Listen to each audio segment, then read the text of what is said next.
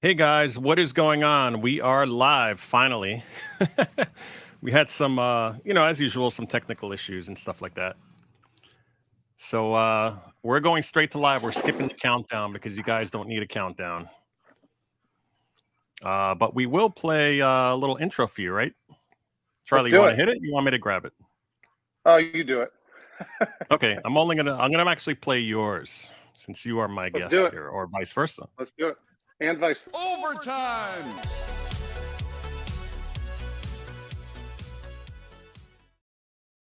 All right, so that is it. I'm here with Charlie from Overtime Arcade. What's going on, Charlie? Hey, Del. Happy to be here. And hi, everyone who's watching on Overtime Arcade. I'm Charlie, and I'm here with Del from Delusional's Arcade. Hey, Del. Thank you for having me. Hey, Charlie. Thank you for having me, I should say. Now, this is weird. This is the first time we're experimenting with this, doing multi-streams. Right now, it looks like 11 people are on my channel here. I'm not sure if you can see that on your StreamYard there. Yeah, I can see it on StreamYard. It's weird on looking at the studio. I got 9 people on my channel. I'm winning. I got 14 now. No, it's not a competition. We're here together. We're actually doing this just to help each other out, just for fun. We were kind of talking about testing some CRTs and stuff like that. And I said, hey, I got to do that too. Let's do it together. Why not? And we'll do it together. And while one person does it, I'll be chatting with you guys on screen here, and then vice versa. That way you guys are never bored, never overlooked. I know there's been some issues with people going, you're ignoring me in chat. What are you doing? No, but we're good to go. So we'll have to do our best not to do that. Yeah. So out of courtesy, you can see in the upper right, I have my logo there. And now we're switching over to Charlie's. There we go. Overtime Arcade. Complete collaboration. That's what we got to do here. Jeff says, don't cross the streams. What's up, Jeff Kinder? Nice. Hey, Jeff, what's going on? I wonder if we should have him crash at the end. Come in there. Hey, don't jinx us. Yeah. Do not jinx us.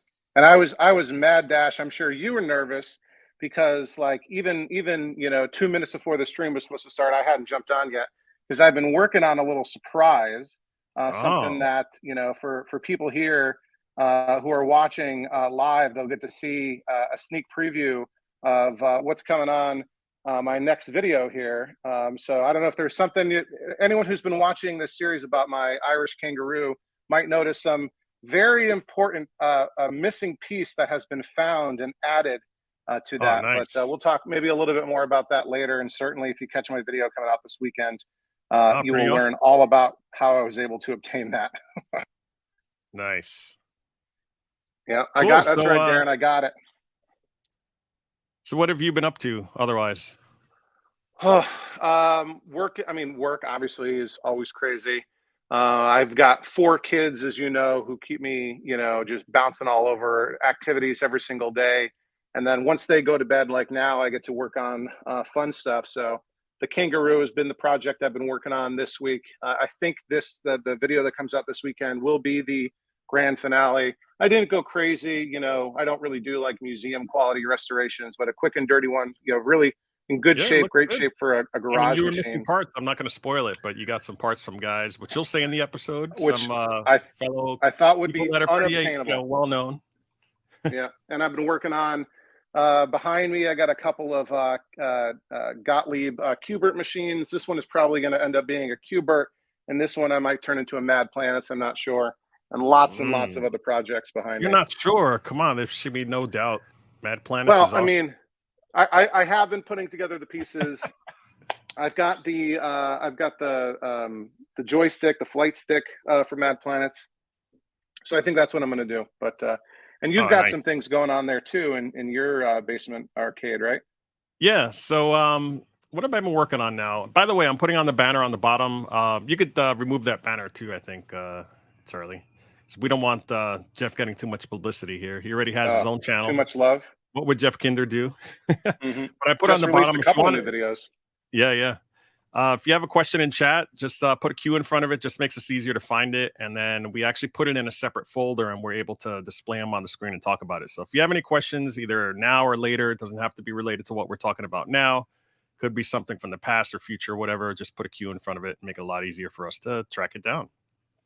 So there you go. So I'll leave that up for a little bit. For me, I don't know. I think I've been not really focusing on my arcade here. I've been focusing on going to shows. I went to Pentastic a couple weeks ago. I saw Todd Tucky there and a whole bunch of other guys that I was out there seeing. It was a lot of fun. I only went for like the Saturday, and that was it. And lots of driving, but I love to drive. It wasn't bad. I went to Massachusetts for that, close to Boston. And then before that, I had gone to what was that other show? Oh, Retro World Expo. That's the one that's here in Connecticut. Then the week before that, I was supposed to go to Long Island Retro Gaming Expo. Never made it out there. I was actually helping out. I was at the warehouse preparing for the next show in Connecticut. And when I got home, I showered and everything, prepared to go. And I was just too tired. I was like, I'm not driving 2 hours. So, other than that, just been running around doing a lot of stuff. Haven't really been focusing on my arcade. However, I have been grabbing games for people. I saw that. Jeff actually has me in his video, the last one he posted on what would Jeff Kinder do. And we took a visit to a storage unit where I was bringing the Midway Timber. Yeah, the Timber. Maybe. Yeah. So, that's what you got to do. You got to network and, he'll call me up. He's in Virginia. He's like, hey, Del, there's one right near you. It's like within 45 minutes. We thought it was actually a lot closer. We thought it was 20 minutes away. But it was actually, 45 minutes or 50 minutes at the most. Really nice guy I spoke with as well. And, it was pretty much all original. And it's really hard to there's find something special about it too, right? Yeah. So you mean like the origination of it? Mm-hmm. Yeah. So as you can see in his video, you'll see, but he had I believe it was a color root beer tapper originally, and it was factory converted. So it has the tags and everything inside. So you can actually see where they took the original side art because it was so pristine. They just took that side art and slapped the original one of Timber right over it. So you can see the outline of where they did it. Cause there was like probably about an eighth of an inch all the way around where, it's designed to be like that. So it kind of peeks through, and then they put a sticker on the front that says Timber, and bam, it's converted. They just changed the game. Pretty cool. So he'll do, super cool. He'll probably do, or I'll do a video once it's at his house working and stuff. It was 100% working, just had some issues with feedback because of dirty fuse blocks and stuff like that. But he's very familiar with that suitcase power supply, which will, he'll fix the issue. He has other games that has it. So yeah, he's got a couple games. Yeah. So I'm going through the comments now. Milestar Electronics is here. He's saying, yo, yee. So that's pretty awesome that he's here. He's one of our, one of my people here. I'm not sure if you see him on your end, but he is definitely part of the channel. Oh, yeah. I'm sure you've seen him. I may have even talked big to time. him. We got Darren saying, you got it. I guess that's to you, right? That's for to me, the unobtainable kangaroo part for that kangaroo. Yep. Yeah. Yep. And just before hopping on the stream, I filmed the reveal, the unboxing of that part, and putting it on the cabinet. So, okay. Yeah. Wild. So Jeff is actually writing bezel. He'll have to watch your episode to find that out. You'll have to watch Jeff. on no inside Sunday, info. Jeff. Or if Jeff were to become an Overtime Arcade channel member, he would be able to watch that episode tomorrow. Just saying. Oh yeah, that's right. And and I'm a member. I'm a member. You are so a member. I'll be able to see that. Speaking of that, I need to go ahead and do this. Go ahead. Stand by 1 second. You'll see it pop up in the chat just a second from now. Okay. I'm gonna switch views here real quick. Oh, you know what I forgot to put up? I completely forgot.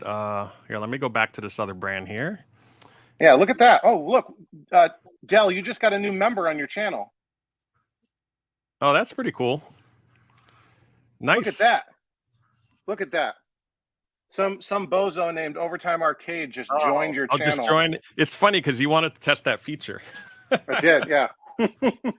So you're like, hey, how does that look? And there it is. Well, thanks for reciprocating. I didn't, I'm nothing compared to you. Like I don't do as much behind the scenes things, and I don't have Discord set up. I do, but I don't. I just haven't linked it to the channel quite yet.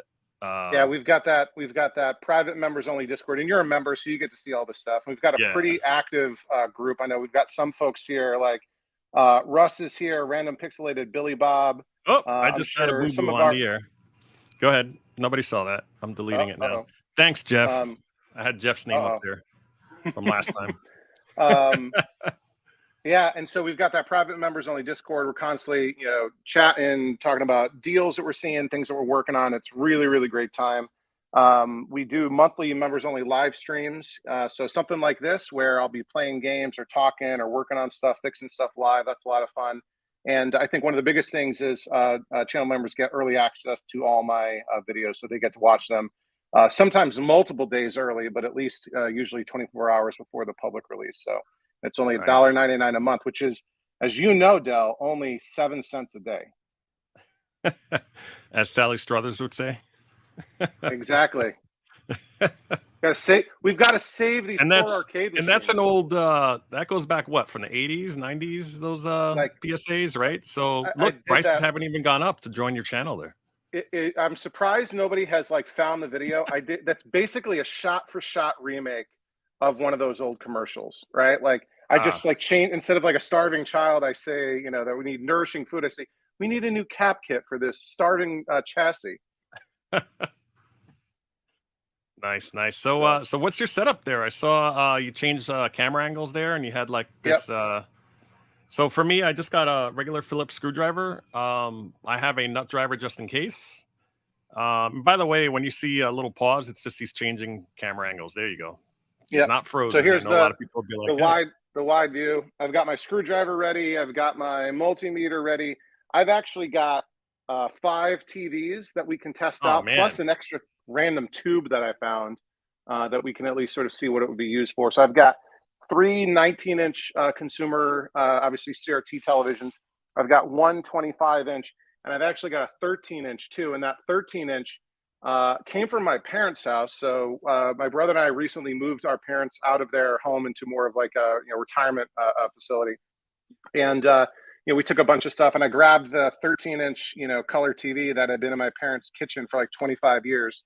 And the rest of these I've just gotten free off of Facebook Marketplace locally. So yeah, I feel like it's harder to find them too.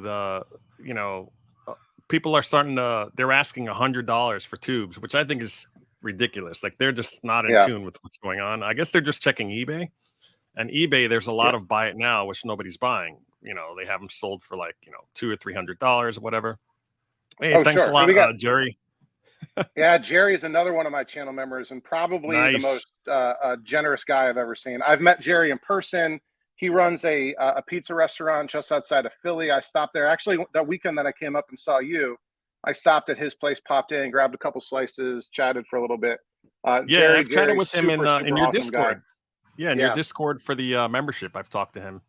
It's great because we're able to exchange pictures. He actually saw that I grabbed that Qbert that was all pretty much mush, that was all messed up, and he got to see the first pictures because he was a member. Yep, that's right. So I think that's pretty cool. But yeah, so and I think obviously retro console gamers are super into CRT TVs too. So you'll often see them competing for machines. And I posted the link to this live stream in a couple different places, and as expected, I did get a little bit of heat from some of those folks, oh, why would you destroy these TVs? And I'm like, they will serve a higher purpose as a tube swap for an arcade machine. Right. Yeah, there's some people that said, well, we tried plugging it in and it doesn't work, or it doesn't have a remote. Yeah. And I'm like, yeah, that's fine. I'll take it. Don't worry about it. Well, what are you going to do with it? I'm just curious. They're all curious what I'm going to do. And I'm like, I'm going to drop it off a building and see what happens. Oh my God. No, I tell them, hey, it's going to make an arcade live a little longer now, because a lot of these tubes are either dim or necked. In my case, I have a necked 4900 from that Qbert that I got, where somebody just I necked a Geo7 not too long ago. Yeah. You saw that video. Yeah. So you got super lucky with that. I can't believe that was what you had was already a tube swap candidate. It worked perfectly. And that same weekend that I went up and I went to Jerry's Pizza Restaurant, which is Manbrozo's. Again, I think it's Ashton, PA, just outside of Philly. And then I saw you. I always scan everywhere. Or it might not have been that weekend. It might have been another weekend I was up in New York area. Whenever I travel, I try to drive as much as possible. I've got a pickup truck that can haul tons of stuff. And I'm always checking Facebook Marketplace and Craigslist and everything all along the way, especially on the way back. And this was listed as a 19-inch arcade monitor, non-working, for free on Craigslist, 5 miles out of my way. So I grabbed it. It's this ridiculous. I forget what even it was like a ATI Algol something monitor, right? And the Oh yeah, chassis that's the is one I just thought was a video ridiculous. card. Yeah, but you said Yeah, no, that's yeah, an actual company. Yeah. exactly. And Ken Layton, RIP, had nothing but terrible things to say about that chassis, right? The few mentions I could find on Clav and elsewhere. But when I necked that Geo7 in the Pango, obviously, my heart started racing and whatever, because Geo7s, like you mentioned, are hard to find tube swaps for. Yeah. And I just started testing, some of the monitors I have, and like the first one I checked was that one that I had just picked up, and it was Mhm. perfect, right? Oh yeah. So high resistance, high impedance, whatever. I think it's on the vertical, right? One of them is the higher one, but yeah, dropped it right in, and it was just worked great. So that's what we're Yeah. hoping to do tonight. We'll crack open these TVs. We're gonna test the yoke reading on the horizontal and vertical windings. With the multimeter set to the resistance, the ohm reading, and trying to see what those yoke readings look like, because different types of monitor chassis require different yoke readings, different impedances to be Mhm. just a drop in. Usually, as long as the neck pinout is the same, CR23 or 31 or whatever, you Mhm. can like do a tube and a yoke swap, but that's much more difficult than a quote unquote drop in replacement, which is just to basically disconnect the old tube, pull it out of the frame, put the new one in, leave the yoke on, and just plug in the wires. And that's what we're hoping for tonight, is to find as many of these TVs as possible will be a suitable drop-in tube swap replacement for some popular arcade monitor, like a 4900, 4600, K7000, Geo7, what have you. Mhm. Yeah, it's funny. I've come up with a list. I think you said there was a website that you saw that had like the Yeah, ohm readings for the resistance on the horizontal and vertical. yeah, there were a couple, and But I can post them here. There yeah, were actually, I'll post, I guess I have to do this as you in the chat here. um yeah. Well, you could always let's switch see. to yeah, do it to all. That way, everybody on Yeah, Twitter. because if I Sorry, only on do it to Twitch. mine, it won't go to your people that are in your channel.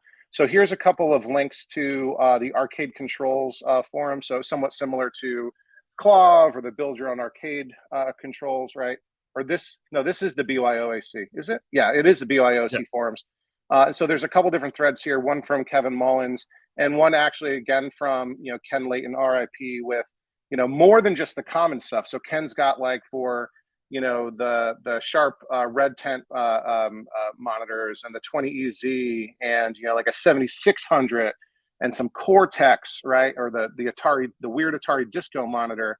And Ken's also got like the K8000, the U3100, Nanos, and Neotex, right? So we've got all of our bases covered here. We should be able to find something. Right. Yeah, I also have stuff. I've done previous streams on this. If you look at my playlist, it's called Arcade Monitor Repair. And in there, it'll Yep. say more tubes, more tube swaps. And in the description, I list the exact manufacturer, the tube number, the size of the, basically the socket, if whether it's CR31, CR23. I've only done 19s because that's the ones I have here, but 25 is the same thing. There's a list for that as well. But I Yep. try to list them all, and then in the description at the end of this, we're actually going to update it. So if you have any questions on like what we use, what the brands were, we're going to document all that so that not only are we showing you in person, but we're going to later on you can just quickly go to the description and check it out on either of our channels. So hopefully that'll be added to a list, because I know there's someone that's updating like a Google Excel list or something like that. But in the meantime, I actually compiled something, so I'm going to add this to our thing here. So Oh, look basically, at that. I didn't have, of course, Charlie, I didn't have enough time to to make it pretty. So I have it here in Word. But basically, these are the most common ones that we want to see. I'm basically going for a Geo7 and a K4900. Those are the two that I really need. These two right here. But however, the 4600, I think I already have a drop-in replacement for that. So there's two types of Oh, swaps you neat. want. Drop-in replacement is literally you just take it, unplug it, plug it in your new stuff, and bam, it just works. You don't have to change the yoke out or anything. That's pretty much the easiest to do. There's some people that swear that it's not going to work. It's going to die in 20 years. I've been running one for like 5 or 6 years. It's been fine. you know, my Everything's outlet. going to die in 20 years. Yeah. Everything's So going to for die. Yeah. me, it's a drop-in replacement. It saves me the headache of doing all the conversions. And then there's the not compatible ones when these numbers here, the ohms don't really match, or they're not even close, but the socket will work. So you can basically take off the yoke, take the original yoke from your original arcade monitor, swap it, and then you just have to do the convergence and make sure the yoke is on correctly and move it around. A lot of magnetism going on. So, so that's the major list. We're going to be referring to that. I'll probably have it maybe a little smaller. So like, oops, let me go here. And I'll probably just make it like, I don't know, some sort of reference while I have it in the corner while we're doing the stream here. So Yeah. yeah, so that's it. I'm going to go ahead and remove that. But yeah, and but this yeah, is so kind of beginning like an unboxing and slash lottery, right? We're hoping for the right numbers to come yeah. up to hit And the there's, lottery. I want to say there's more, there's a greater chance that you'll get a Geo7 or 4900 because those are high. Basically, the ohms on the vertical are higher. They're like 50 something and 30 Yep. something versus like 15 and 8 for like a 4600 or something. But Yep. if you get wood grain TVs, those typically are more, there's a greater chance when you're rolling the dice that it'll be compatible and have a Geo7 or 4900 in those. The plastic, like, you know, black TVs are more geared towards maybe the K7000s. They'll probably have skinny necks on there for the K7000s. So whenever I see K7000 chassis that people are giving away, I usually take them. Yep. Same thing with frames because I know I can find the You'll be able TV to that I find it can too. throw in there and it'll work. And I'm So just looking that's at my my strategy. upper storage of parts. I know I've got an extra 4900 chassis, an extra XM 2001 Sharp, the bigger version of the Red Tent chassis. I've got an extra 4600 chassis. So, and there's frames. You can find frames too. People sell frames. So, And you can make them yeah, out of that's true wood. too. I've seen them. Ask Jeff Kinder. He just made a wooden one for his Galaxian or whatever because that what was in there. It actually had a wooden frame to begin with So the that's what Jeff Kinder 4500. would do. That's what he would do. Yeah. So he actually, it's my old Galaxian that I sold to him. And that's it. You know, I gave him the bro price as well. Like I bought it years ago for $400. And nowadays, I don't know if I sold to him last year or the year before. I was like, Jeff, just whatever I paid for it here, just take it, you know, make it look good. And there was a monitor issue because I had the 4500 in there, which you should never even attempt to fix because that, Yeah. from the great Buffett, he said, you don't ever fix that monitor. Just take it out Wait, and throw it away. which one? Don't ever fix what? It's actually the K4500. Oh, so that's the So 13-inch 46. no, it's a 19-inch little brother to or big brother to the 4600. Huh. So Okay. it was basically a color TV that they modified to be it was the first color game. Galaxian was the first color game. So they took a regular Oh, TV, 25. Yeah. Okay. modded it, and what's so horrible about it is that it has that, I forgot what they call it. James would know. He's one of the guys we talked to from Cloud. It's this gigantic, like anything you have to do, you have to actually do on the neck. So you turn up the brightness on the neck. Everybody, that's the biggest question. It's like, how do you turn up the brightness on a Galaxian with that monitor? Because it has a fake panel on the back. I don't know why they left it in, but it has the fake TV panel on the back that says contrast, brightness, you know, vertical. It has all of them listed. It When you doesn't work. turn them, they don't do anything. Huh. I think So people Andy think they have a Lee broken monitor. I think Andy Lee from Moto's Kids and Coffee just got one of those 25-inch Galaxians a couple months ago. As Ty Laurie here, Oh, the yes. famous Those Ty are Laurie. rare. What's up, Ty? Those are And rare. we also had Sean join. Sean's another Overtime Arcade channel member. What's up? And Gary Rose joined it too. So thanks, everybody. That's right. Yeah, there's Ty saying about the 25-inch Galaxian. I have never seen one in person, but hopefully I'll pay the coffee shop a visit. It's not far. We're also getting some questions coming in with the cues from Darren and from Gary. But we're about half an hour in. Should we? Hey, Frog Puppet's. Yeah, let's start. Why don't we star them first? That way they go in that folder, and then let's do that. I did a few. And in the meantime, I'll just give you a video tour real fast. So I do have my Stream Deck here. I actually have some stuff set up. So this is camera one, obviously, where I am. I also have this if we want to do any overhead stuff, where I can, basically there's my hands, so I can work on things. And then we have camera 3 bonus, where I have my stuff set up.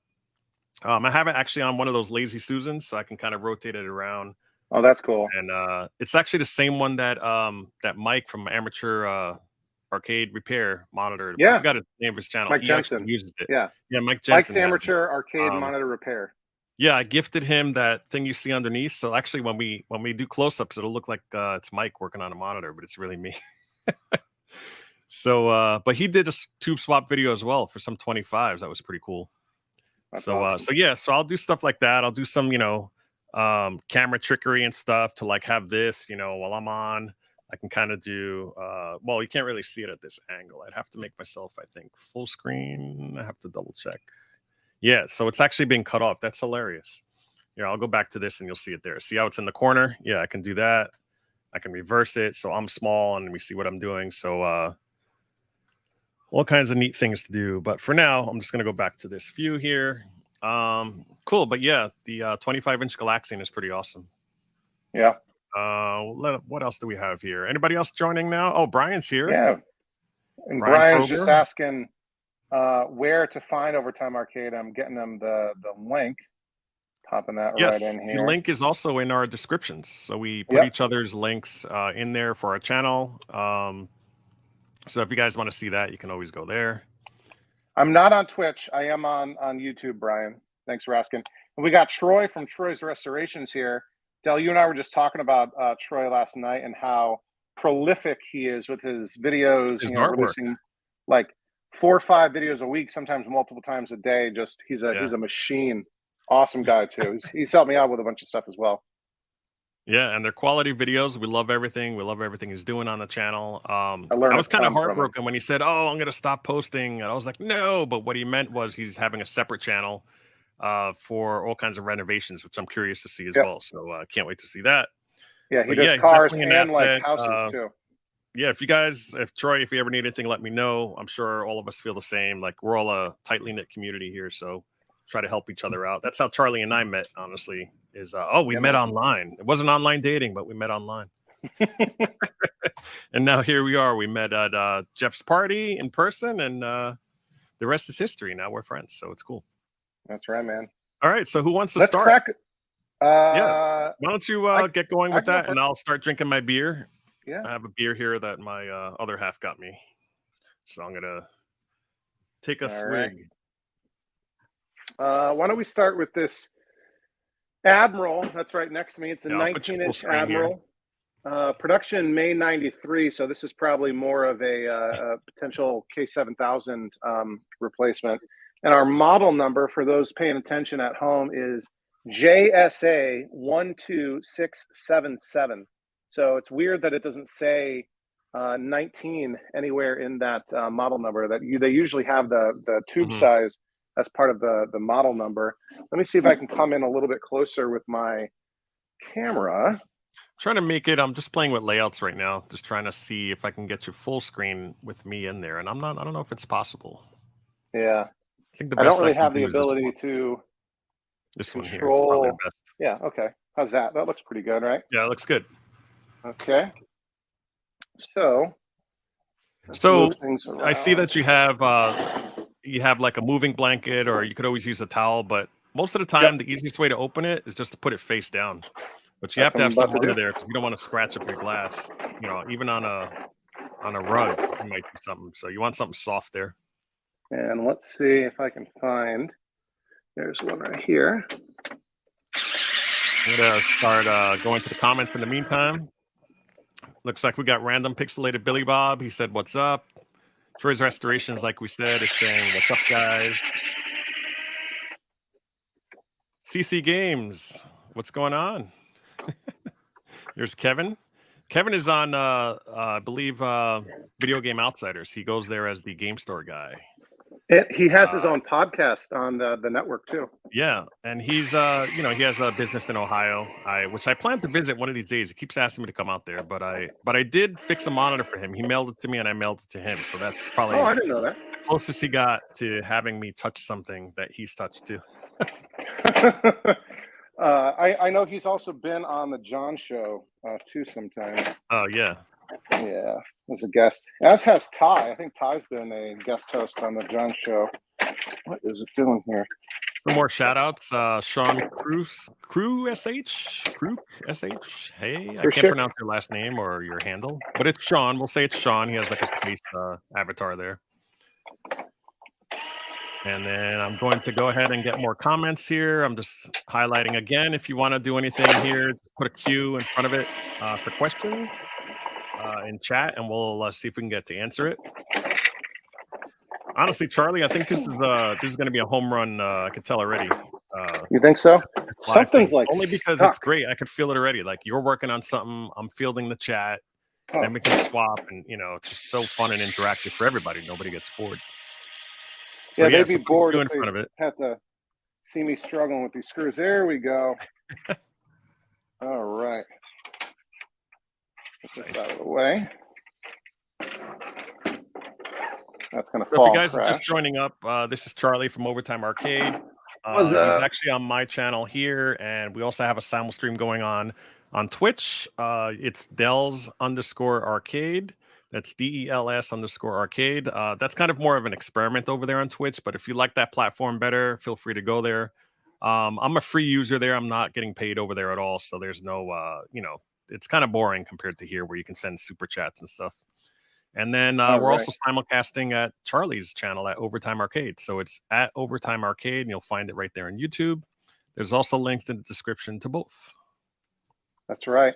All right, Del. You cracked it open. So I got a tube. Are you going to discharge it? That's the main question there. I'm not going to discharge it. Okay, technically you don't need to. If you're just not, I mean, if you're removing the anode cap, I'd do it. But you're just, So what he's doing now, he's removing the wires from they're probably too small, right? They're too small. Yeah, they're too I got small a tube number. If you want to look up this tube. Yeah, I could do that. You know what? Let me set up a website to do that real quick. Yeah. So we've got a Chunghwa tube here, and I think I recognize this tube number. I think this is the same tube that I got from that ATI monitor and used in the Geo 7. But that doesn't mean that the yoke is going to be compatible. Okay, so I'm going to post this everywhere. If you go to tubular.atomize.org, actually, tubular.atomize.org, that's Ian's website from the Coin Rejects. He keeps it up he actually revamped the whole thing, which is pretty awesome. It'll give you some tube swap info. I use that thing all the time. I got to see if there's a donate button somewhere because, I would totally. They have a Ko-Fi. Yeah, that's they awesome. Have a Ko-Fi for the Coin Rejects, so just donate to that. Okay, cool. So I put it in chat. It's tubular.atomize.org. If you go to that website, you'll see that it has. You can actually type in the tube number and have it going. So I'm going to see if I can bring that up. Let me see if I can add the stage. Oh, I see. It's actually letting me. You know what? Let me try doing something here. Yeah. I'm going to stop the screen presenting. Okay. I'm going to try another one here. I'm just going to share my entire screen on the right side. That's just easier to do that. Okay. So Del, I'm ready when you are. Okay. Give me 1 second. Tell me when you're going to tell me the tube number. So we'll type that in. So this is a website right here. Yep. 510. Yep. UEB. U is in and E is in Edward. Yep. 22. E is in Victor. Yeah. _ Echo Bravo. Underwear Echo Bravo. You know what? Out of all of them, I don't think that's going to be listed here. So 510. You said U. U as in underwear. EB22. I see it. Yep. I thought it was V as in Victor. It was B as in boy. So that's it. You click on it, and it gives you some great info on there where you'll see everything. You'll see if you want to set it up for a rejuvenator, this is the adapter that you need. It's a Sierra 3 pinout. And I believe it's 6.3 and 5.0 volts for it to for the settings that you want to put on there.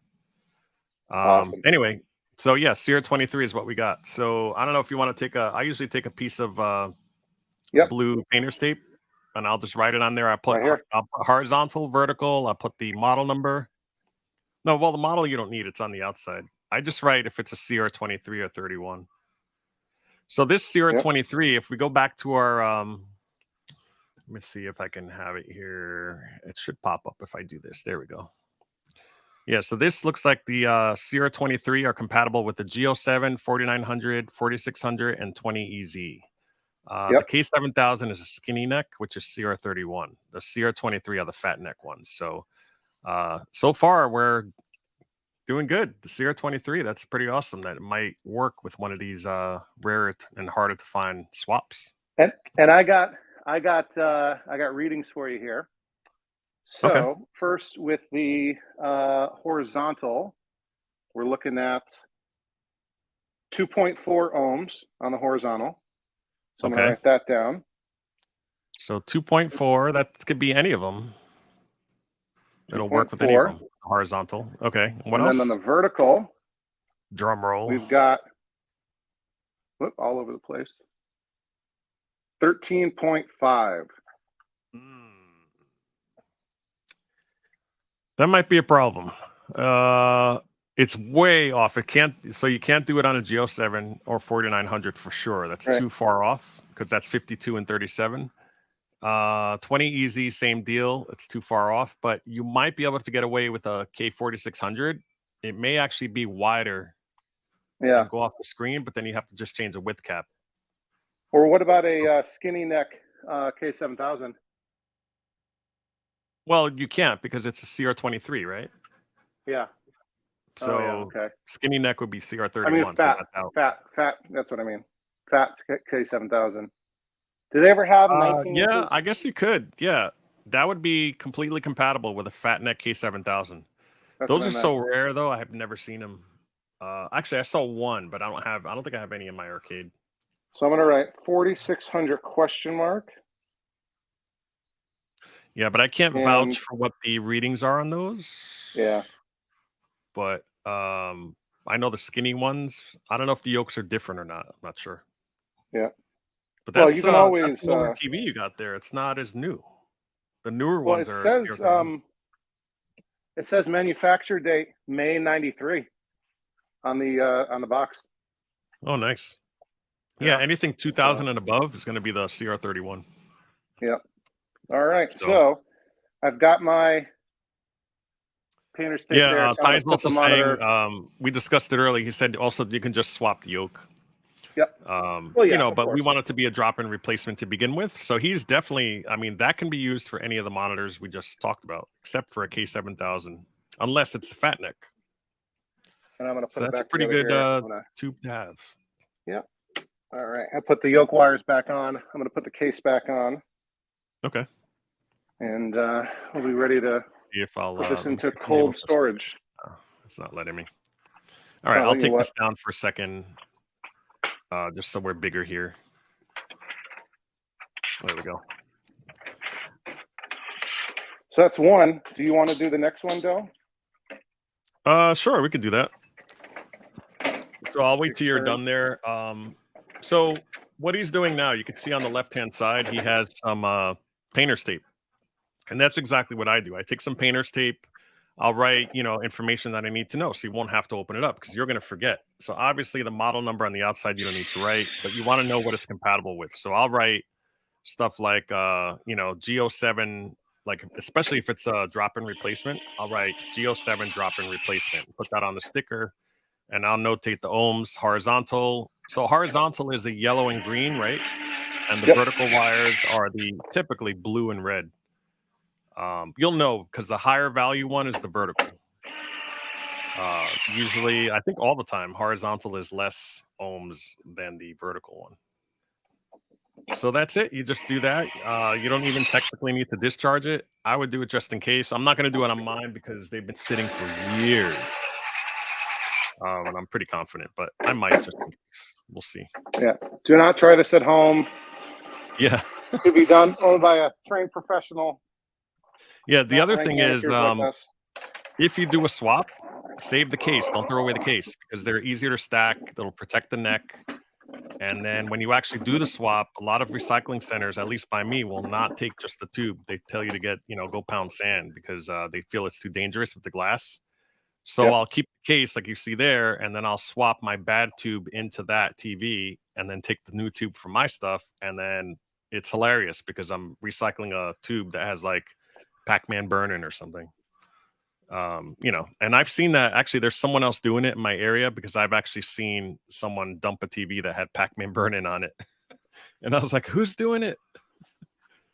So there it is. Now he can just at a glance take a look at it and not have to worry about it. So that's what we're planning to do tonight is just what he did. We're going to do to all our TVs here. And then if we have extra time, I may actually do a tube swap because I have a K4900 upstairs that I want to show you guys how it would fit into the actual frame.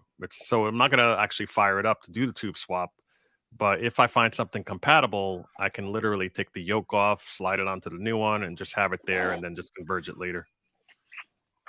Yeah, man. Oh. So while you do that, I'm going to have let me just turn on my mics. I have it up here. Okay, that should power on. I have to switch over to my not as good quality mic, but at least it'll give me some mobility here.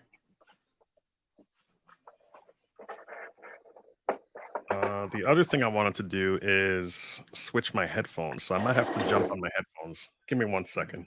Yeah, no problem. Oh, wow.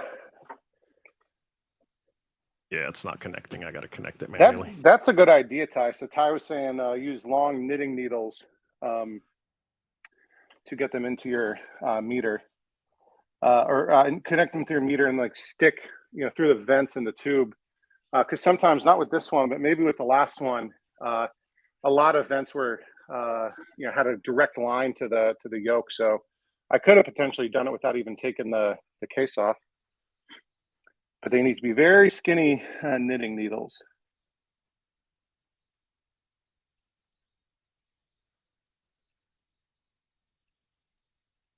So let's go back to my other camera here. Okay, cool.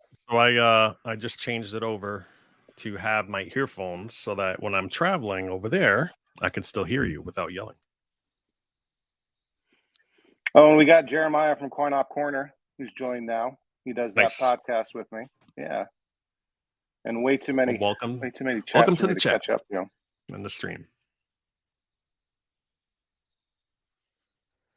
I don't know if you hit any of the questions Gary was asking earlier. Will this topic cover a drop-in replacement for Space Invaders old Motorola black and white? I don't have any black and white TVs to open tonight. I don't know if you do, Dell, but I think you can. Can't you hack a color TV to take a black and white signal? It's all it is composite signal. So you just have to get a ground and the actual other signal, and you can actually use a color TV on that, believe it or not. So that's what I'm saying. Black and whites are really hard to find. So it'll actually look sharper and nicer because it's a newer, it's not the tube, it's more solid state. And you can just have that go right to the connector on the back where you put the antenna. It's pretty easy, and you just have to decase it and kind of retrofit it to go in there. And that's what if you look up that Tim guy did a video on it on his channel. So check him out. He's one of our circle of friends here. Can you hear me okay, by the way? Yeah, I can hear you fine. Yeah, because I'm actually on the lav mic right now. The shadow mask might be different, and that might make it not look as good. And then Darren was asking, some folks say that when you tube swap, you should keep the original yoke that was with your chassis and pull the one that was the TV that was off. Is that not always the case? So yeah, what we're looking to do is the easiest version, which is if you find a yoke that's compatible with the chassis too, you just leave the yoke mated to the TV, because that is a lot more work to put a different yoke onto a tube. You have to converge it and get it aligned and all that stuff. So a lot more work. So, by doing this, by looking for a yoke that's compatible with certain chassis, you can avoid all of that extra work. But of course, even if you have like a completely naked tube, if it's compatible, you can do a lot more work to move a yoke onto it. But never throw any of that stuff away, right? Like if you've necked a tube, harvest every single thing off of that tube. The yoke, the convergence strips, the gauze coil, everything. And there's even some folks that say don't even throw the tube away. You never know. Whoa! Hey Dell, I just muted you because your background music came on way too loud. Yeah, so there's some folks that say don't even throw away the tube because, you know, put it in cryogenic storage and someday somebody might figure out how to fix them. I've always said that if I ever hit Powerball or some other way become, you know, fabulously wealthy, one of the things I'll do is start a new CRT factory. We'll probably do it for, I don't know, 10, 20 million bucks. Yeah, and Dell, you're way too loud with your background. I don't know if it's Blast City. Yeah, your background music was way too loud, so I have to mute you. Yeah, it should be good now. Can you hear me now? Yep, hear you fine. Yeah, I switched over. It's possible that the camera's using the audio for that. So what I'm going to do is I'm going to use an old trick where you stick a headphone jack into the To mic mute thing it. and it'll mute it. Yeah. Yeah. So give me a sec. I got to look for stuff here. Yeah, Darren is saying he'd love to see a video of a full tube swap with the yoke change. Yeah, and like I think Dell said, that Tim guy's done that before. And I think way back when Adam from One Circuit did a video like that. And I know, you know, Adam's been pretty quiet online lately. I actually just bought a couple of his what does he call it? Oh, that's the one up credit thing. Coin Up, One Up, or something like that. Yeah. It's like a universal Coin One free Up, play. I think it's called. Yeah, I just bought a couple of those and they just shipped. I just got a shipping notification today for that. So Nice. Adam seems to be doing well. D90 or D69 LJR asks, is there any way to repair deep scratches on a CRT screen? Picked up a roadside TV recently, but the glass has really deep scratches in it. So I've heard some folks for light scratches being able to buff it out with like cerium oxide, I think is the abrasive that you use to very slowly and very gently polish out light scratches in the face of a CRT. With deep scratches, I think that the general, you know, consensus is that's very dangerous to try to repair that because you are basically taking off, you know, quite a bit of the glass, and you risk an implosion with that, right? So I don't know. Brian is saying maybe wet sand. Maybe I think cerium oxide is like a paste that people have recommended to try that. Yeah, I'm gonna give it another shot. Let's see. I'll change the camera now. Let me know if it's distorted again. I think it's camera 3. Yeah, I think we're hearing your air conditioner, but other than that, it's pretty good. Yeah, Ty's saying, yeah, you could shatter the glass. And also said, I'm sure you can put the vacuum back on the tube. But yeah, you'd have to be decent at glass work. And there used to be a factory that would do that would basically put the vacuum back into a tube. But even they closed 10 or 15 years ago. They had a video online showing their process of like remanufacturing tubes. But yeah, safe light repair, safe light replace. Yeah, Arcade Maze. And now everyone's going to have that earworm in their head the whole time. Yeah. Oof. That was a little painful, Dell. We got some folks on. I'm just bouncing around, looking at the what's going on in the Overtime Arcade live stream chat, which has sort of been merged here.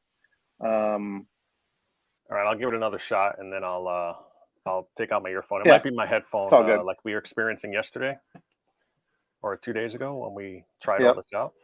So I'll switch over to you in the meantime. Yeah. You can entertain everybody with. Why don't you go ahead and answer some questions then? That's what I've been doing.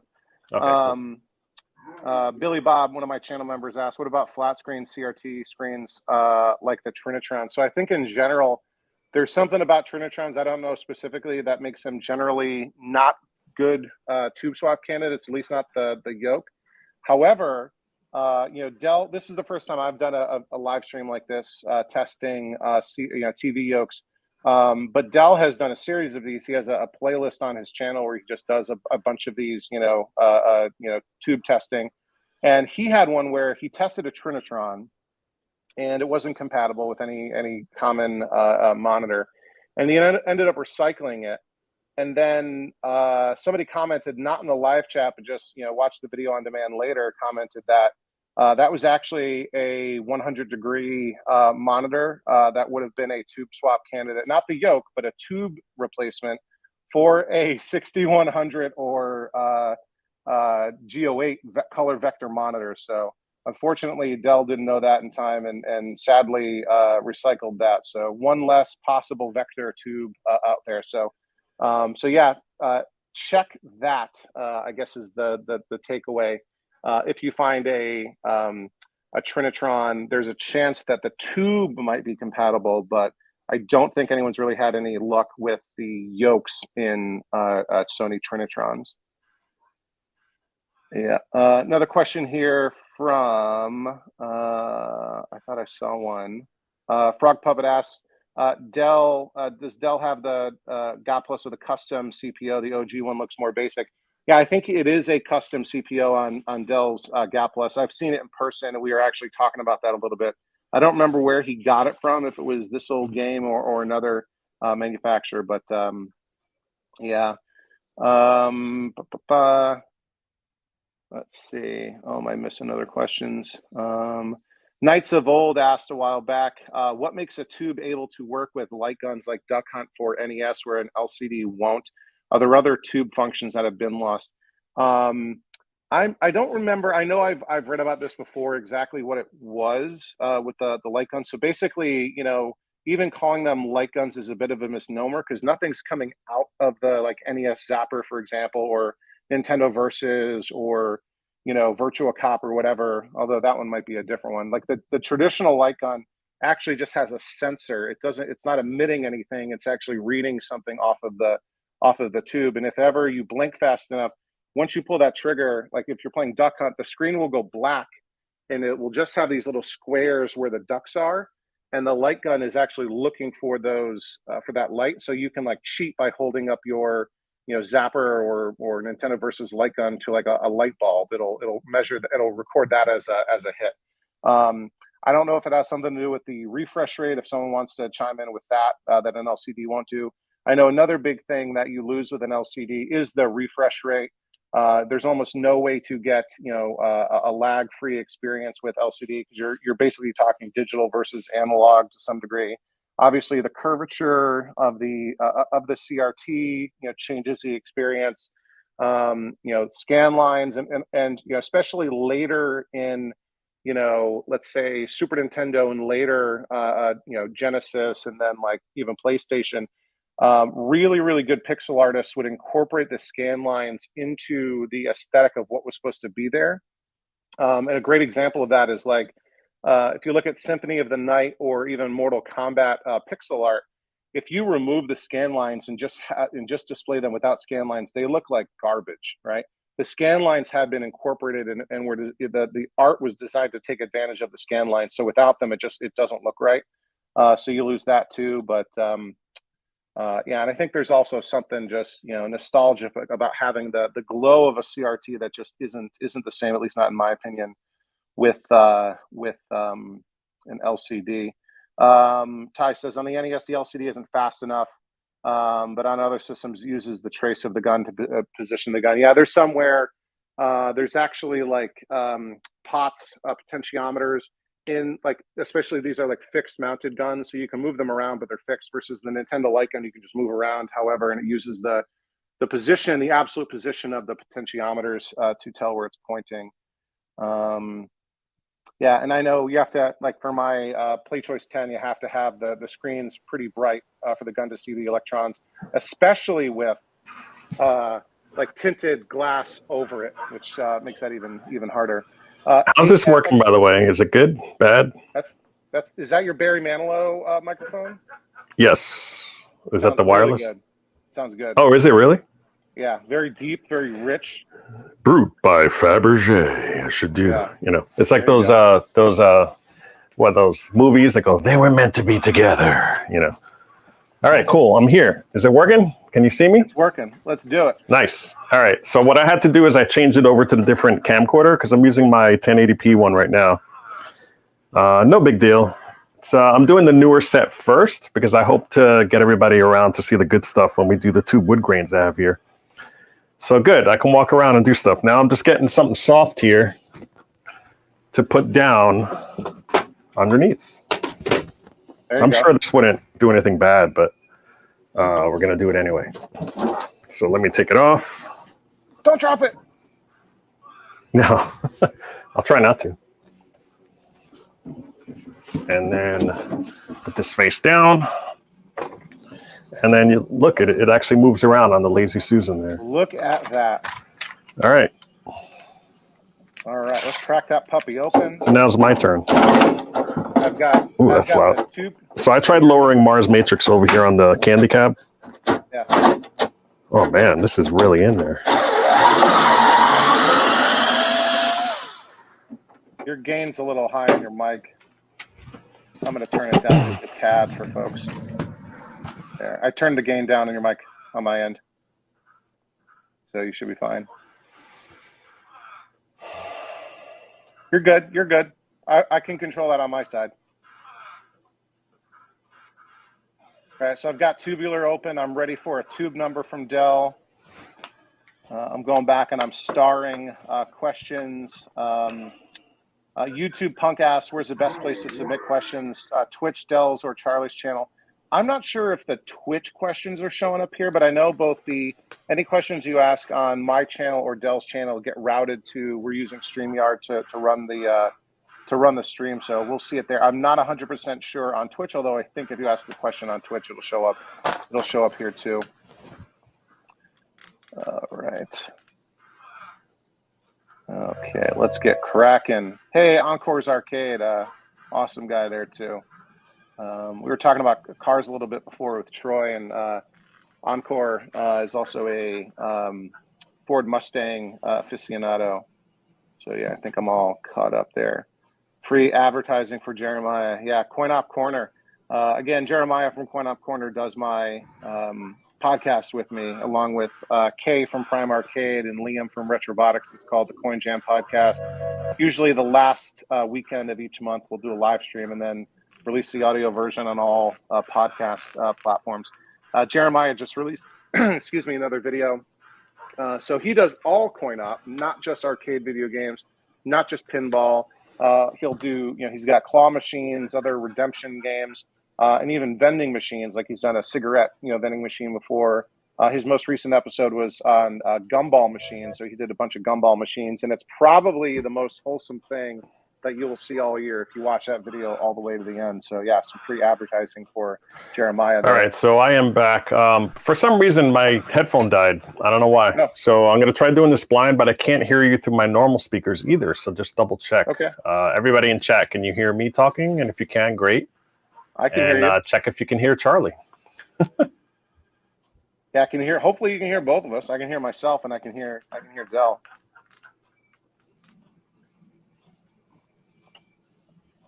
I'm a little too loud, huh? Yeah, there's nothing I could do with adjusting that. I'm on the lowest setting. Yeah, I was able to adjust. Sorry about that. Yep. I've got yep. Sean and Billy Bob says they can hear both of us. So yeah, Ty, we're looking at doing a fun spot get together at some point. Yes. I want to try to get a tournament going. Maybe we'll have like a whole weekend of it or something. I've never been to Fun Spot, so would be a nice crash course to learn it and to see and experience everything. I don't think Dell can hear me, by the way. Yeah, yeah. Oh, Charlie's a bit quiet now. All right, well, I'm going to proceed. I don't know why I can't hear you. I'm going to try rebooting my browser here, which shouldn't. I don't think it'll take me out of the stream, but if it does, you know what I'll do? I'll put you full screen. Darren, can you hear me fine now? And then I'll remove myself. And there we go. We lost Dell. So I guess it's just the Overtime Arcade live stream right now. I've got 4 more TVs to do here, so we're going to be here all night. And I need to edit my video for this weekend. So lots of work to do. Yeah, I've heard people on Clav talk about Brian call it Sneak Fest, right? So instead of Bro Fest, which was officially sanctioned, I think by Fun Spot and ACAM and organized by John's Arcade and Arcade Outsiders and Arcade Impossible. People have been saying just go up there that weekend and just call it Sneak Fest.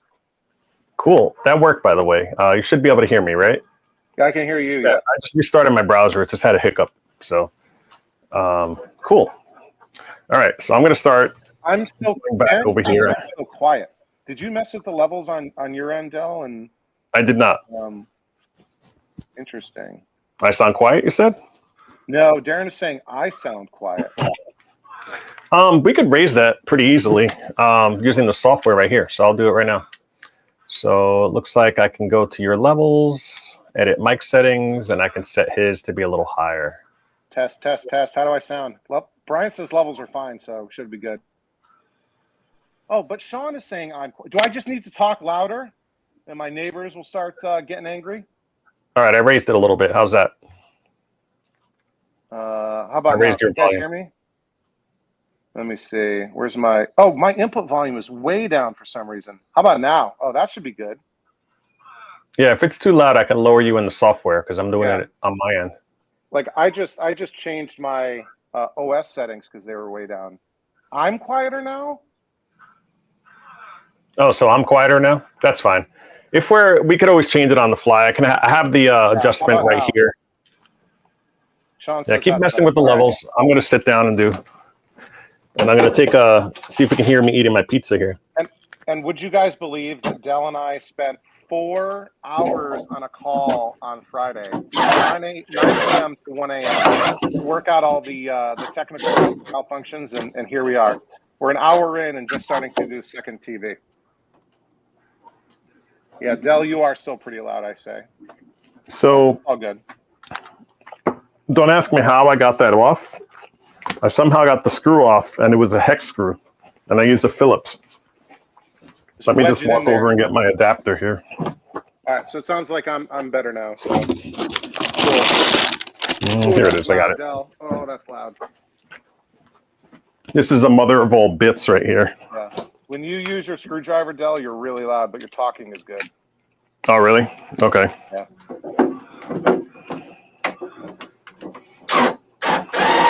Sorry about that, but it's only for a sec.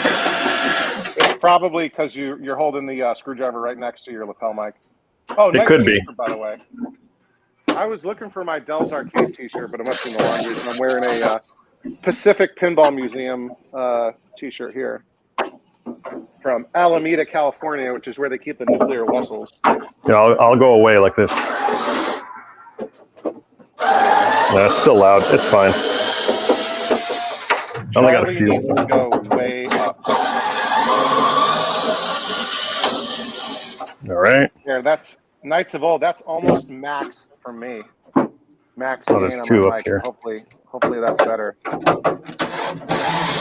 Can't compete with Dell's screwdriver though. Yeah, I put it in quiet mode. Yeah. I think you might have put me in quiet that should mode. do it. Let's see.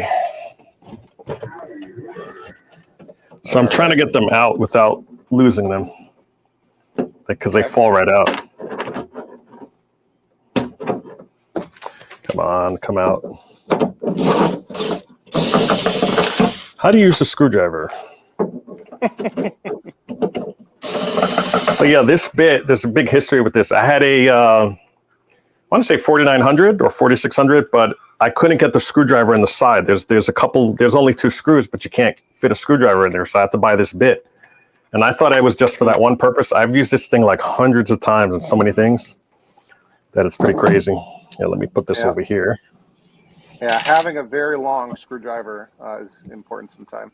Mikey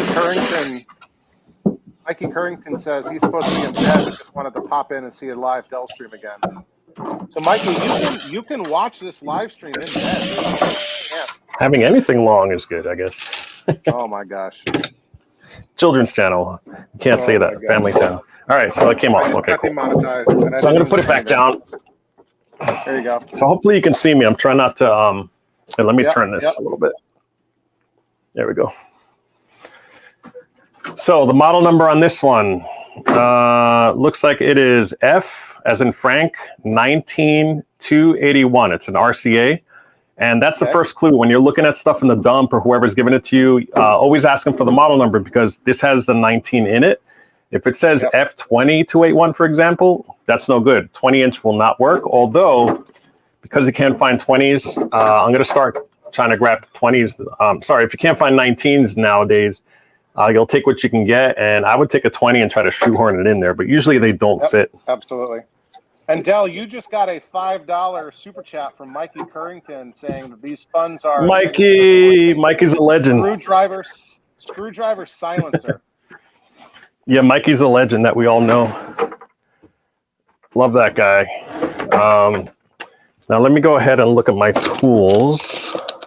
It's a little noisy here because my tools, I still haven't unpacked from the expos, so I have them in a toolbox. Mm-hmm. But I did find what I needed right away. So what I got was my grounding clip for my discharging tool. See you, Mikey. And on these, it's kind of, I figured I'd go over this because people have them turned on and want to actually remove everything, you know, when they're doing the actual tube swap. You have to remove the anode cup, obviously, but there is no metal chassis to attach to. So you have to attach to one of the screws that are right here, holding the, you know, it's part of this whole, that's usually what the chassis is attached to, or the frame is attached to, the metal part. Yep. So I'm going to go ahead and clip one on one of these corners. Try to get it in there. Hold on, it's not really taking. There we go. That's on there now. You're trying to discharge. I'm just discharging it, but I always felt I should let people know that with these, it's plastic. The case is plastic. You can't put a clip here, obviously. So I'm going to go ahead and discharge it. Were you grabbing the DAG, or what were you grabbing? It's actually the screw where it's attached to everything. So it has these 4 metal, like, you know, screws, and that's going into the plastic. And that's touching the DAG and the DAG wire and all that stuff. So it's discharged. There was no pop or anything. I did that just in case. Can't hurt. Yeah, yeah. I don't know. And you know what I'll do, since I'm close to this and it's very sensitive, I'm going to actually turn down the volume on my candy really fast. There we go. That's what I love about the Blast City. The volume's like right there. Yeah, Dal, can you hear me when I talk? Yeah, I can hear you. Yeah. I was telling you, and so did Sean, you were touching the monitor with your offhand while you were discharging. Oh, okay. Yeah. Keep that hand in your back pocket. And Brian says, take your watch off. Yeah, I'm going to wear some rings. Mm-hmm.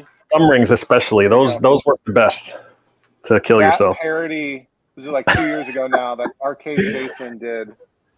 And he had like a hose clamp on his thumb. It was great. Wow, this thing is dirty.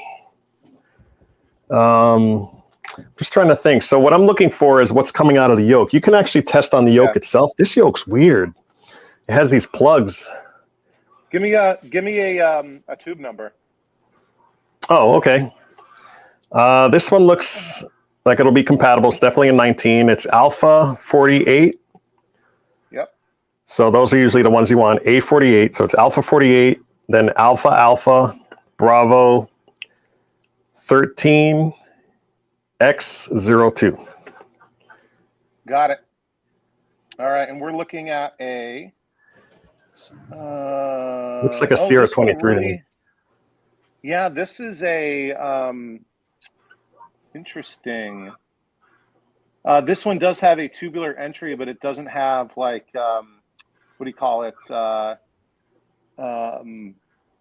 Like rejuvenator settings or anything. Yeah, it should be the typical 50 volts. Yeah. Yeah. Yeah. I'm just trying to figure out where. It's hard to see. I got to turn up my flashlight here. Let me grab it.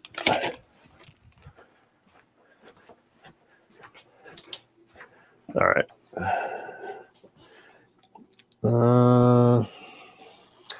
This one here is the DAG wire. And then it looks like the yoke.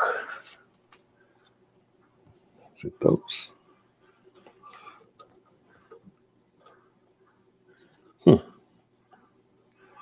That's a speaker. Can't see where this thing is plugged in. It's these right here. Yeah. Oh wow, they're actually soldered into the board. No. Which actually is fine, because then I can just touch the two together. And then where do these white ones go? Oh, the white ones are right there. Okay, so I should be able to measure those. Yeah. Let me just grab my stuff. And oh man, this sucks. My multimeter is not here. I get a U for unprepared, guys. Completely unprepared. I have everything but.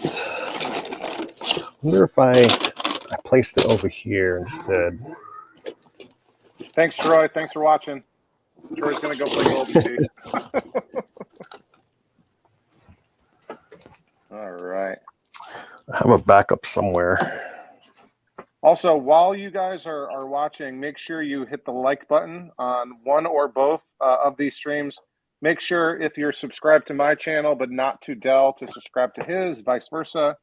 And yeah, help us keep bringing this just thrilling content to you all. Like I said, it's a little bit like it's in my closet. It's over here. Unboxing and the lotto at the same time. All right, give me a sec. You got that chat distracting us. Yeah. I'll hit up some more questions here. Brian's asked a couple times, what can the plus or minus tolerance for the ohm reading be on a swap and still be useful? I think it depends on the monitor. Some are more sensitive than others. I think generally speaking, within 5% in either direction, you should be fine. Sometimes 10%. I think crisis averted. Is a bit sensitive that it doesn't want to go over 15 ohms for the vertical. So you got to, your mileage may vary. Check old. Yeah, I think 15 is max. According to, I asked Buffett that question, and he said, yeah, 15 should be max for the ohms on the K7000. I guess you can get away with more, but then you probably have to change out some, stuff. Try it, right? If it's close, try it. The worst that'll happen is the dimensions will be off and you won't be able to adjust it. You would have to use some sort of like width cap kit or something, width caps to change it. But yeah, if it's close, it's usually worth rolling the dice and trying it out. Also, if you're not sure on mine, there's no yellow and green for horizontal and blue and red for vertical. So what you can do is set it to continuity. Yep. And you could figure out which is which just by touching different ones.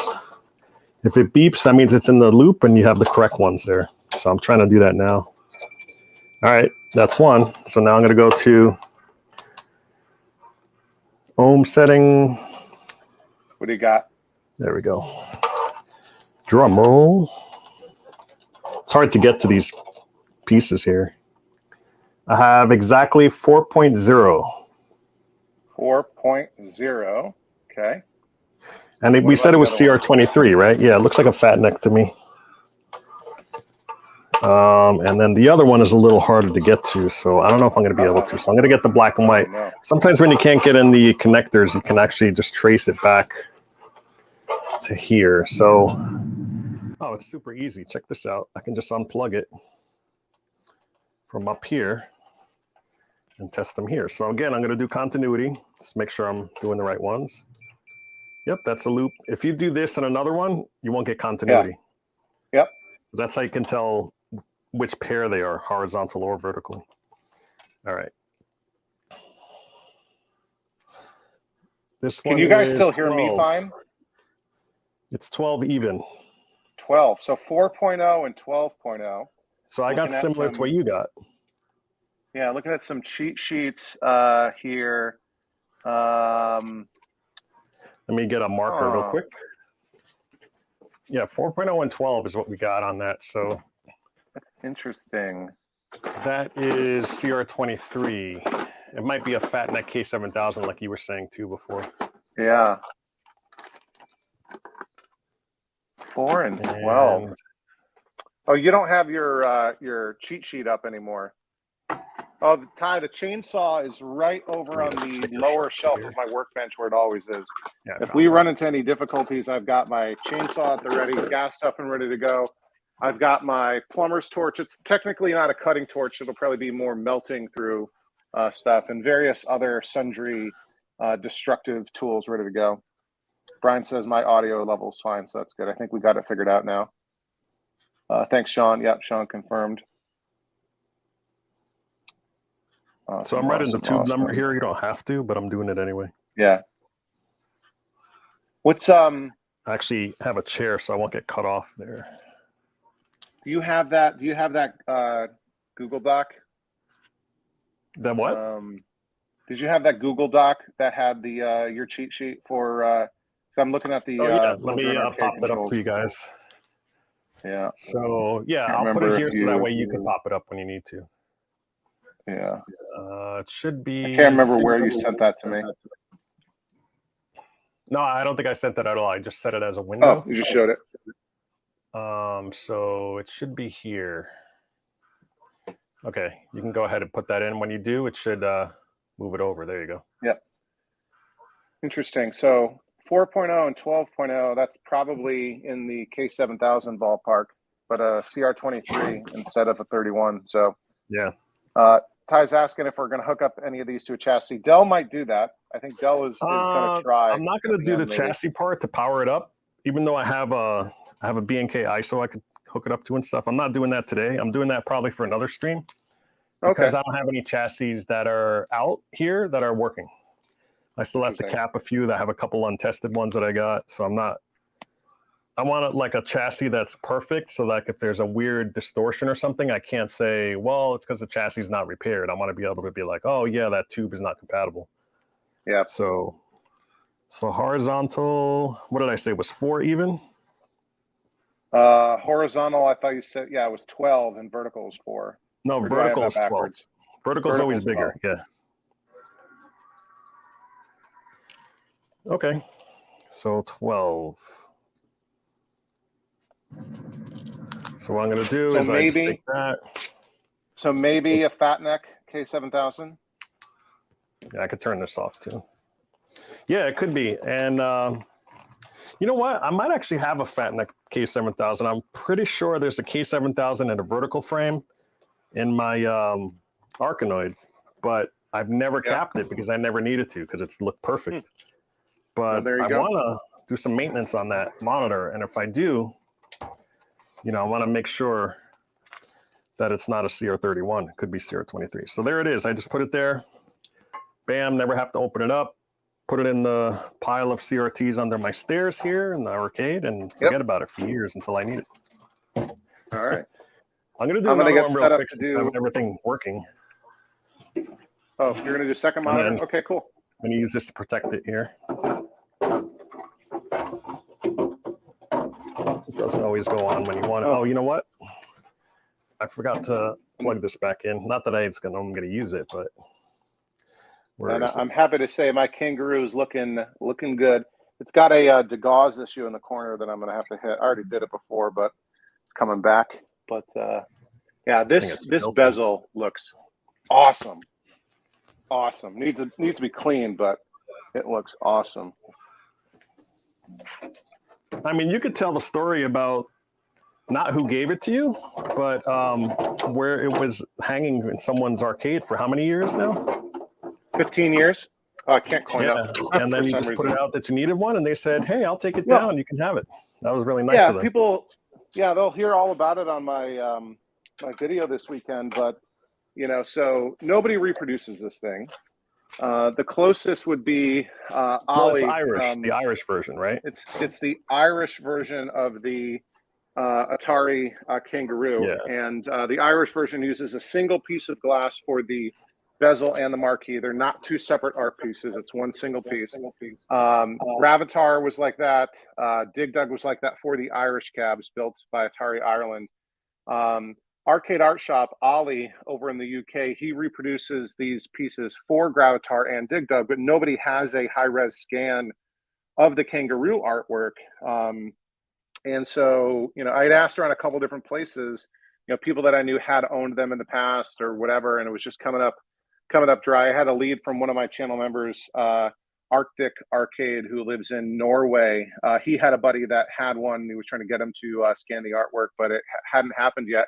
So I posted a want to buy thread on Clav saying, hey, you know, if anyone has a spare one, I'd love to buy it from you. Or if you don't have a spare, but you do have an original, I was willing to pay a $100 bounty to get it scanned for reproduction. Just, you know, paying someone $100 to take it to a print shop or something and get it, scanned on a large format flatbed scanner or something.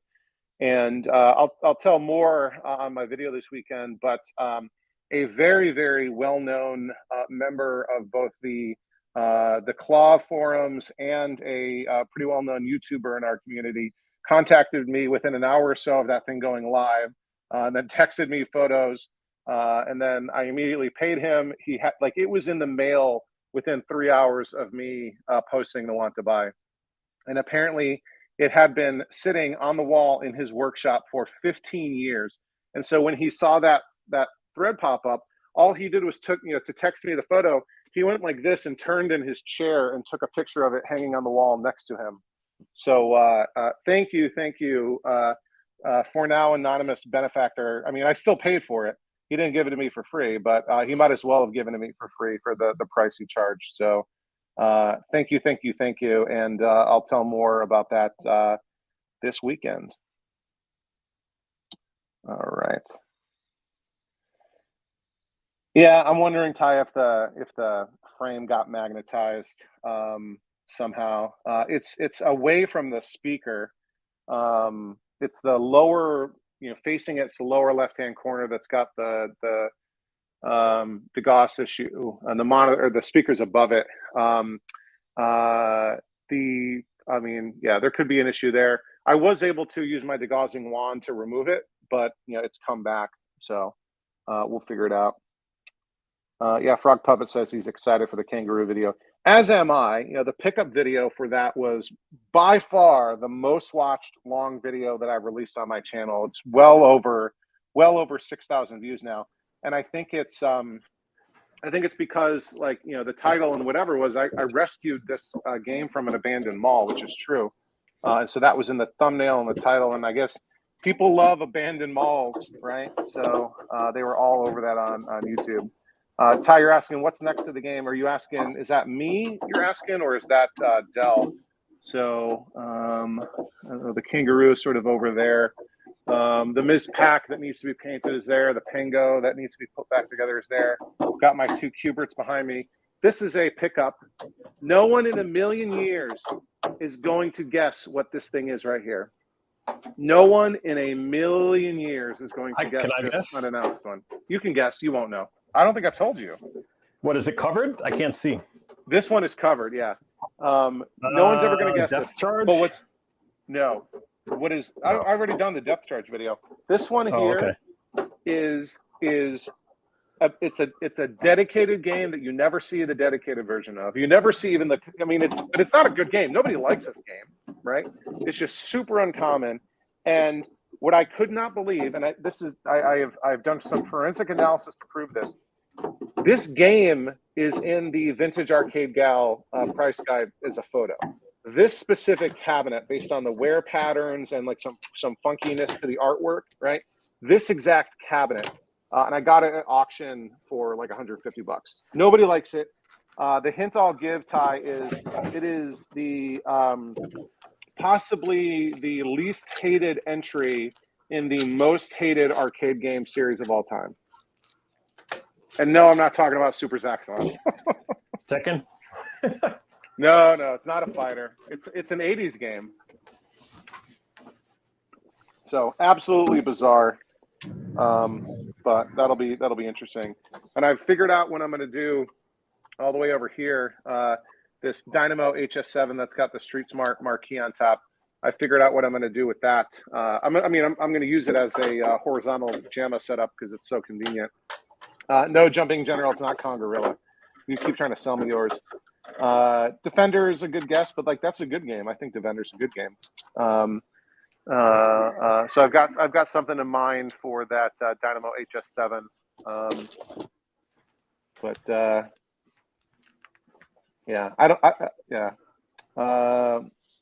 kind of TV is that, Dell, that you're cracking open? Finally, I found the right one for it. So this is promising because it doesn't even have a Phillips head at all. It has looks like even smaller than and it's just a bolt that I have to take off with the driver. It's got wood grain. Not a 1/4 inch or anything. This one is a model number. Wow, it's a number here, and it's not. What brand was this? This is a Sylvania. Sylvania. We had a Sylvania TV growing up. Sylvania wood grain. It is R as in Robert. Is that the model number? Yeah. R, K as in kangaroo. F Foxtrot 178. So RFK or RKF 178 is what the model number is. And then it has another one next to it that says WA01. So it might be RKF 178-W Alpha 01. There you go. So yeah. Odd. So let me just look for the holes here. I might actually take this out sideways, which I never do. Is there one there? I can't tell. And also it has the it has UHF, VHF coaxial on it. And then it has that's it. And then there's a stereo Cable ready. audio separate program cable. That's it. But it only has the doesn't even have the RCA jacks at all. Yeah. It says focus on here, so the flyback's right there. I got a symphonic here that I've never seen a TV set with a focus ever. Oh, the last one I did had. So the Admiral that I opened had 2 openings for the focus and screen pots, literally going directly to the flyback. And the reason I had so much trouble taking that case off was there was another screw that was mounted the case onto the flyback. You know how some flybacks have that might be the case here, yeah. That like almost like it looks like a periscope coming up the top of the flyback, and it's a screw mounting point. So that Admiral allowed you to adjust the flyback from the outside of the case. So this is weird. I'm gonna have to put it on its front again. Now this is the wobbliest table. It's actually wobblier than a certain popcorn machine. Arcade popcorn guy we know. There I found it. It was actually underneath. There you go. Man, this is a lot of work, lifting heavy TVs. I went to screwdriver because I don't want to make as much noise. Also, I don't want to admit that my screwdriver died. Both of them. But yeah. It is not a Spy Hunter. If I had got a Spy Hunter, everyone in the world would hear about it instantly. Oh, they're still trying to guess? Yeah. People are guessing Splat. Yeah, Spy Hunter. And I've got somebody right now that wants to trade me my NBA Jam for a restored Spy Hunter, which is objectively a good deal, right? But I'm at the point where I don't want working games. I only want broken games because I want to work on them, right? Like I certainly spend more time working on them than I do playing them, and I enjoy working on them just as much, if not more, than playing them.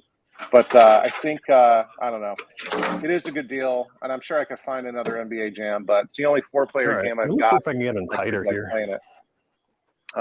It is not a Taito, although I will say, in my pile back here, and this is like, these games are like 3 or 4 deep, right?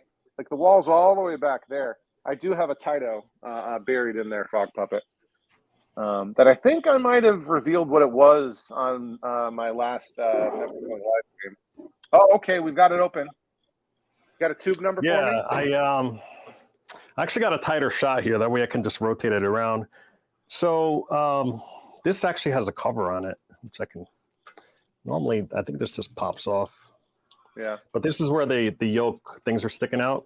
Yeah. If you don't want to unplug it. But these, I could see right here that it's plugged right into this here. They're separated. So what I'm going to do is I'm going to set it to continuity again to cheat.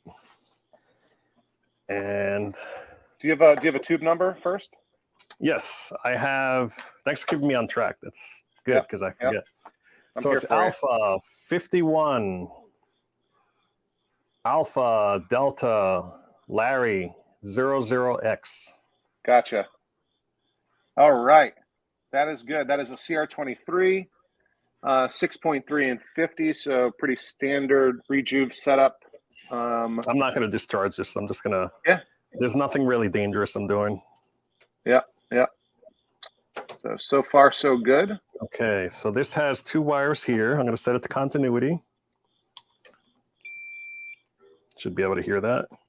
Yeah. And then, yep. This is one side. We'll see what it is. Let's check it out. This one has the big slots. Like this is basically a standard connector. Yeah. Let's see. Is it this one? Yeah. 3.2. So I got horizontal here. 3.2. That's good. So that's for, what do I got? What candidates so far? 4,900. K7000. 49, 46 maybe. Geo 7? No. No, Geo 7 wants 2.2. This one is also on here, but I'm not convinced that this is the proper one I need. This one goes to there. Yeah, this isn't the one I need. This is something else. I think the other one is going here to a different spot on the other side. I think it's so crazy that that everything's so far away compared to like the arcade monitors, which are right there. Yeah. So that color, the colors on those were looks like white and red, but normally it's probably yellow and green. All right, so I'm testing this one now. Let me do continuity once more.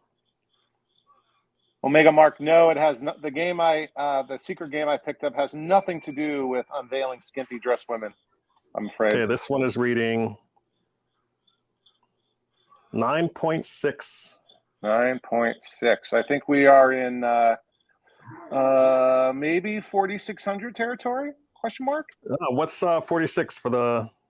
K46 wants 2.8 and 8.4. Yeah. And you have 3.2 and 9.6. This is 4,600 right here. Yeah, there you go.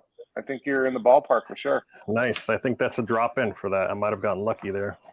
And the connectors are adaptable.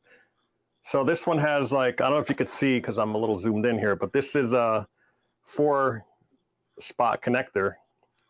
Oh, you know what? It's not going to be compatible. Now I'm looking at it because usually the horizontal and the vertical have different spacing and these are all the same. So it's not going to work. Yeah. But you just basically pop them out and then pop them into the correct plastic housing and you're good to go. Yeah. Nice. So I will put this back together now. Good so this stuff. is success. This is one of them. I actually wanted a 4,600. I have one already, but this is a good backup plan. All right. And that one goes here.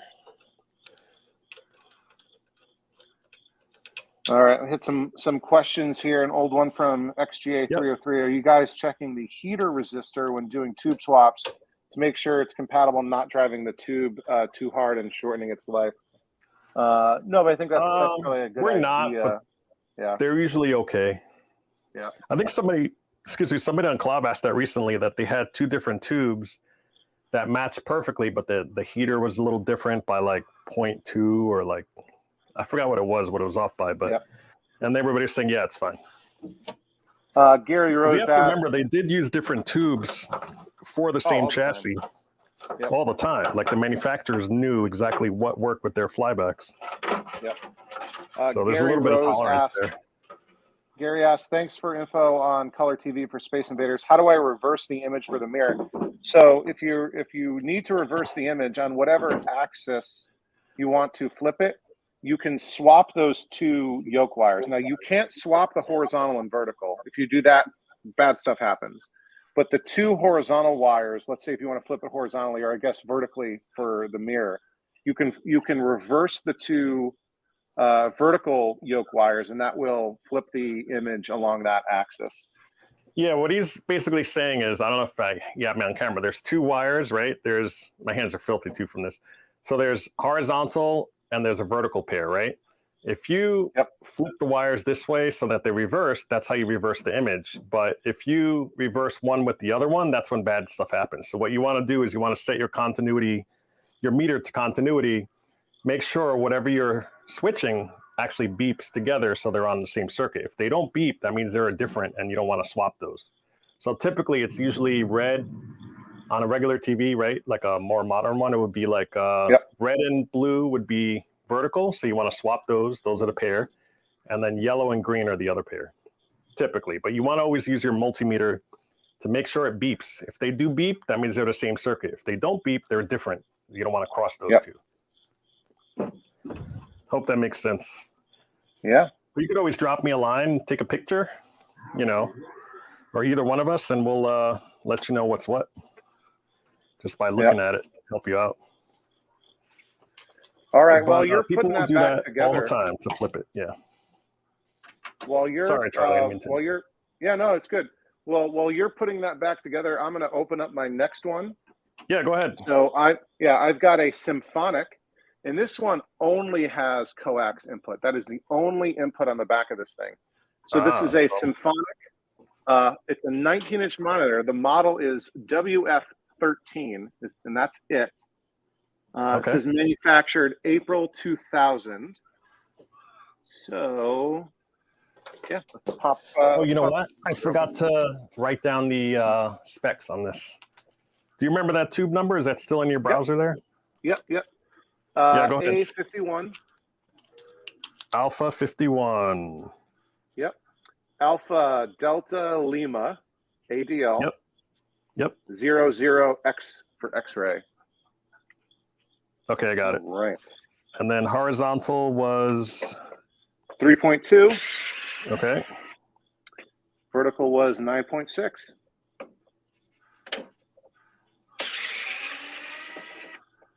Okay.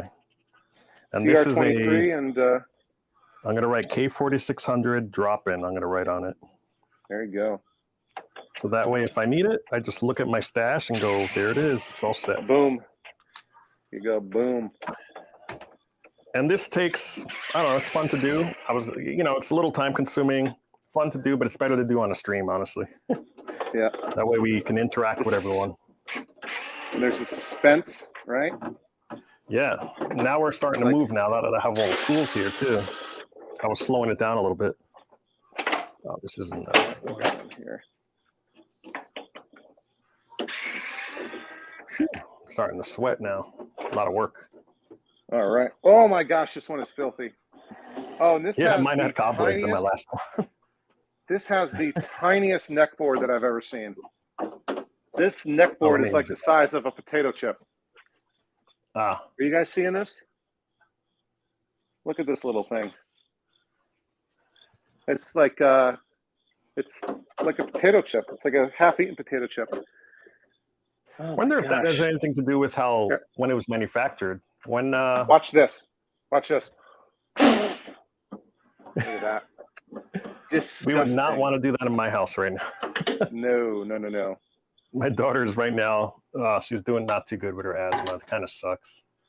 Oof, sorry to hear that. Hopefully I won't be making a trip to the ER after this because she's oh no. I'm hearing she's not doing well right now.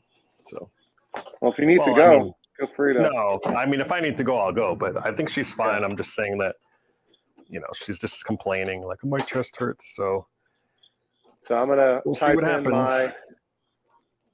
I'm gonna type in my tube number here. So I've got Alpha 48, JLL 90X. All right. And that is a CR31. Oh, okay. K7000, cross fingers. Yeah. The fact that the tube, the neck is tiny was a good sign that it was CR31. Yeah. And let me see if I can fit and I'm gonna switch over to my other camera here. I'll go back to myself. There we go. Yeah. You can see I'm sweating up a lot. All right. Red and blue. All right, I'm back. All right, I've got 3.0. 3.0, and if I can fit this in. Oh, so Sean was asking 13.8. What is it? 3.8? 13.8. 3.0 and 13.8. Oh, that's the K7000. So H is 3.0. So vertical 13.7. That is a drop-in K7000. So 15 should be the max. Like you don't want it to be 15. You want it to be lower than that. So it's around 13 or so. So you have a perfect match for a K7000. Here we go. So congratulations if you ever need it. 31. And I've got K7000s, so this will come in handy. This filthy beast. I've done tube swaps on those because they were burned in pretty bad, but now I don't think I'm going to do that anymore. If they're working and they have the colors, I'm going to keep them. Oh yeah, it's hard to find. Ride them now. till they die. Yep. Yeah. All right, but this thing is absolutely filthy. And it's absolutely compatible, so it's absolutely worth it. There you go. All right, yoke wires are back on. I'll grab the case. I'm reading the comments here. Question time. Milestar wants to hear some questions while we're doing stuff. So there you go. Let's see what you have in. I don't know what you went through already. So I had to disappear and grab some. Go to the stars. I've been keeping the stars pretty good. Oh, nice. Okay. Let's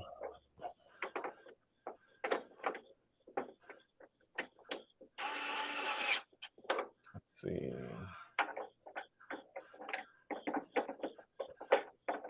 So did you do the one by Knights of the Old Republic, I'm guessing? It says Knights of Old. But anyway, I'm thinking Star Wars here. But it says, question, I have a 25-inch monitor that goes kind of purple in the bottom left corner. Did you do that one yet? I did not. Okay, so here's a good one here. Well, so Knights of the Old is saying, I have a 25-inch monitor that goes kind of purple on the bottom left corner. Degaussing only temporarily fixes it. Moving does not fix it. Something inside the cap causing it? Thoughts? Something's magnetized or unshielded speaker. That's what Ty was saying earlier. A speaker that's near it. That happened to a Major Havoc that a friend of mine just put together, and then he realized that the speakers are causing it, so he's going to swap them out.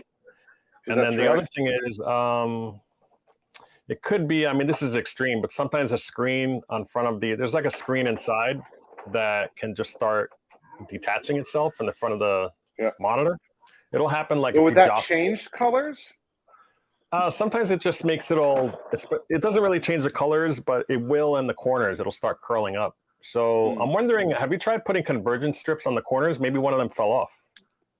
It's possible too, and then it's causing that magnetism to go somewhere you don't want it to be. All right, let's slap our. And that's a really quick little fix. They sell them now. There's a guy on eBay that sells them. They're like $10 for like 10 of them. And there's another guy doing a run who's making them now on Cloud. That's a killer list of video games forums, Cloud forums. Del, have you ever seen the? That first. You ever seen the Flex Seal tape commercial? You ever seen that? Yeah. Flex Seal tape. Bam. There we go. CR31 K7000 replacement. Nice. Bada bing. So we both got drop-in replacements today. I got a 4600, and you have a K7000. Nice. So yeah. How many more TVs do you have to do? I'm only gonna do, I think, one more. I might have a bonus 13-inch, but I got at least 3 more to do. Okay. The 13-inch, probably while you're doing yours, I'm gonna run upstairs and measure. I have a K4800 13-inch in my cocktail that I can easily access, and I can just measure that really fast, write down the settings, and add it to this list on the bottom here. I'm gonna do my 25-inch next. Oh, nice. Oh my God, this thing is huge. So yeah, that's the only thing I could think of that does that.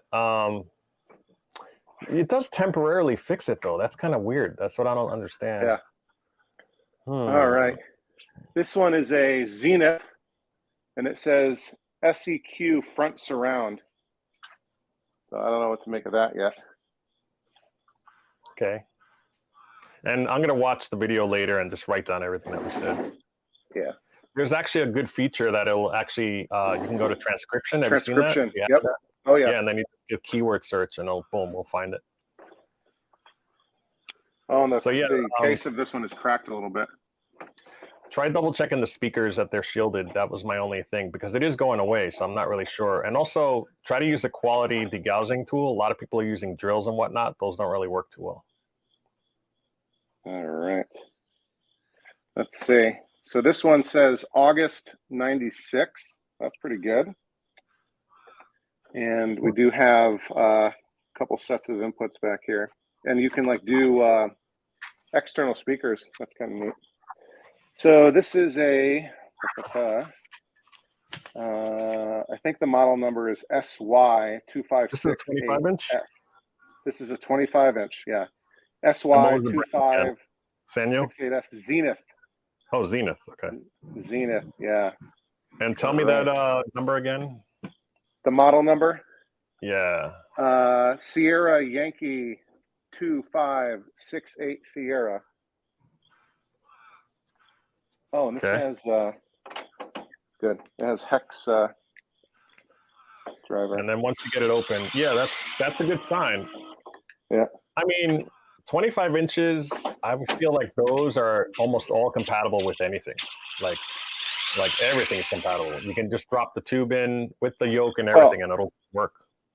One of these pickups back here that I haven't revealed yet, not the cool mystery one, has a 25-inch 4900. It's like that K55 or something like that. It's not the medium res, unfortunately. K55, yeah, 5500. Yeah, but it's basically a 25-inch 4900 version. Yep.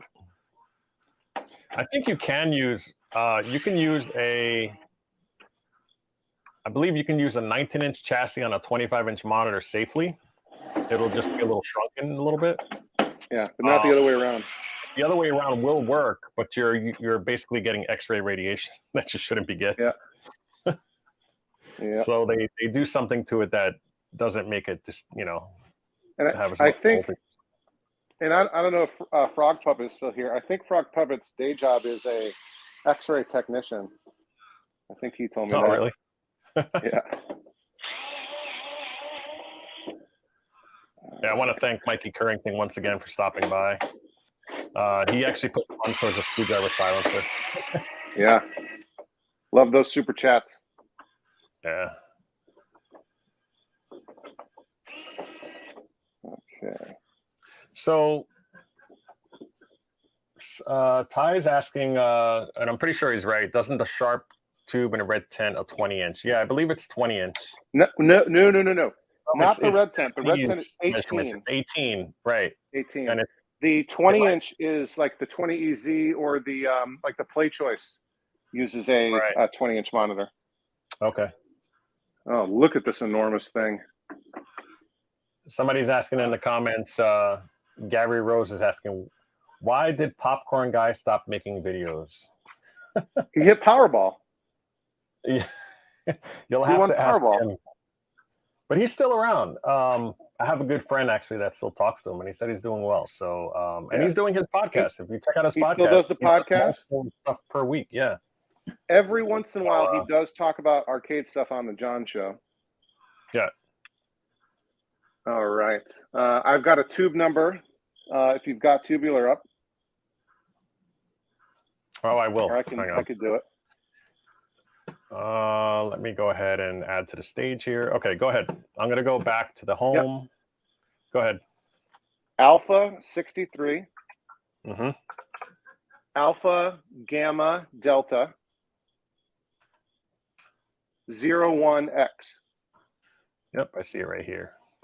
So that's a standard 6.3 filament and 50 G1 voltage, and that is a CR23.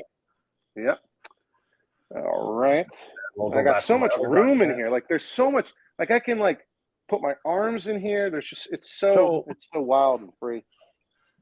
Check this out. You can actually, so what you can do on this website also is you can type in your original tube number here from your arcade monitor, and then you hit swap candidates, and it'll tell you what's probably compatible with the pins and stuff like that. Like, you know, they're both like CR23, CR31, and so on. Pin not compatible, but size may differ. Oh, okay. That's good to know. Yeah, so I think that's pretty cool that he does that. So that's Ian. Yep. Ian is a very nice guy to provide that resource. I'm going to switch over to this here so we can see what's up. So what do we got? Here we go. Let's go with the red and blue. So Stringer Film, you see it says touch it in the back. Yeah, do not touch it in the back. Yeah, he gave a $2 super chat. Thank you very much. Oh, awesome. We'll have to see who gets that. That's the only thing you can't tell. You got it. Oh, no, wait. Oh, I think you did. Holy smokes. I did. Touch it in the back. Here we go. Zzz. So our first, we got horizontal of 1.4. All right. And a vertical. Thank you, Stringer Films. Sorry, I wasn't paying attention. And 4.6 on the vertical. So what's that? What's that going to be? 4.6. Yeah, on that's the weird. vertical. Yeah, Ooh, that's really low. very, very low impedance yoke. You sure that's not? What's the horizontal? Horizontal was 1.4. Wow, I would measure them again. Just I would own them. Use continuity and make sure you're doing the right too. Yep.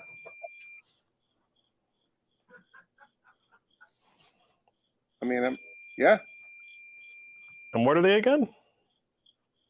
1.4 and 4.6. And there's no continuity between them, like between the windings, really, so they're not shorted together. It's super low. And in fact, I can get it as low. Holy cow. So, yeah, 1.3. I have here is a 4600 because that's 8.4. That's weird, right? But that's still low.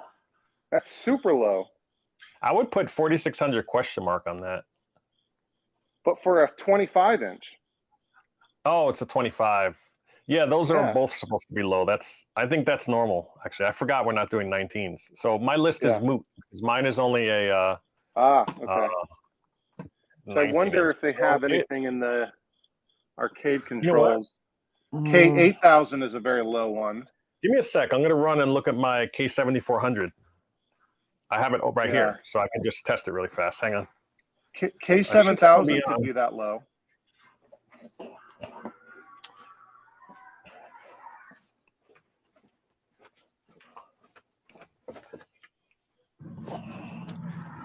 So this monitor is from the show. It's from a Sega. Yeah. Oh shoot! Sorry, I just hit the camera. Actually, you didn't see that because it wasn't on camera. Yeah. So I'll go ahead and switch it. My poor table, it's about to collapse. This could be a K8000. 8,000. Yeah. All right, I'm going to take this down really quick. All right, I'm going to go to the bigger screen here, and I think the way I did it is doing that. Okay, so right now it's on you. I'm going to switch it over to me, and I have a K7400 on the table right now, so I'll tell you. Okay, okay. Usually those are pretty much universal for everything, from what I can tell. Oh, I'm not going to be able to squeak by. So I was moving this monitor earlier, and I gouged one of my stools, the top. Oh, really? Poof. I mean, it was an arcade one-up, but I was like, I don't care. I have an arcade one-up stool. Those, I feel, are kind of cool. The stools? But I was kind of mad, but I wasn't. All right. So let me just do this really fast here. This looks real clean on the inside. So I got my yoke wires. So I don't know, somebody was asking about the reverse image. So you would basically take these yoke wires that are here, and this one's nice on the K7400. They're actually separate, where you don't, they're already cut. Like usually it's one connector that has 4 on this one. This one, you can just basically just reverse it the other way. So let me measure this one. And Uncle Tiggy, if you're still there, I think my gauze issue is getting worse over time. So maybe the frame got magnetized somehow. Okay, so vertical is 1.4 on this one. Yeah. So we got the lower number. No. Vertical is not 1.4. Horizontal might be 1.4. Yeah. So I'm going to switch it now. And we'll write that down. I'll add that to my list there. And then this one, I gotta end up capping this monitor anyway. This one is 4.7 horizontal. Yeah. So this is a 7400. So there's a drop-in replacement for a K7000, 7400. a whole bunch of them. You know who would know for sure? Mike Jensen. Yeah, Mike Jensen would tell you off the top of his head. I'm going to write K7400. I'm going to take this off because it's super heavy. Yeah. And I don't want it. I don't want it on the table. If I can help it. Don't blame you. I don't want to neck it either. So I'll move it in a minute. Well, and you were so kind as to gift a K7400 to Liam and Sam from Rift Robotics recently. Because that's one of the things we did when I swung by your place a couple, was it last month or so? I'm glad they could use it. So monitor. Ironic. I got rid of it so I'd be able to walk behind me here in my desk. So if you look behind me, this was all like cluttered in the edge with like, 25-inch monitor. So I finally, after a couple of years of having it, I was like, oh, let me just give it to them. They wanted it. I'll surprise them, whatever. Yeah. And gave it away, and not even a week later from the show, I brought home the same exact monitor, 7400, to work on it, and now it's behind there again. But right now I have it over there. But yeah, I moved it for the screen, and they were very appreciative of that. Yeah, I'm glad. They wanted to trade a medium res, but I was like, I don't need it. I actually have another K7000 in the other room. So I don't have any 25-inch games. They're all 19. I have. He was also playing in a Smash TV, which is my favorite game. So I have the 19. I thought Zookeeper was your favorite game. It's one of I have a lot of favorite games. Okay. Let's see. Yeah, I have my NBA Jam is a 25-inch, and got a Golden Tee, which I'm really fixing for a friend. That's a 25-inch, and I have that weird vertical 25-inch K4900. Yeah. Yeah. So we have a comment here from Chuck 12. He's saying, Dell, did you say that your last tube was an A51XXX?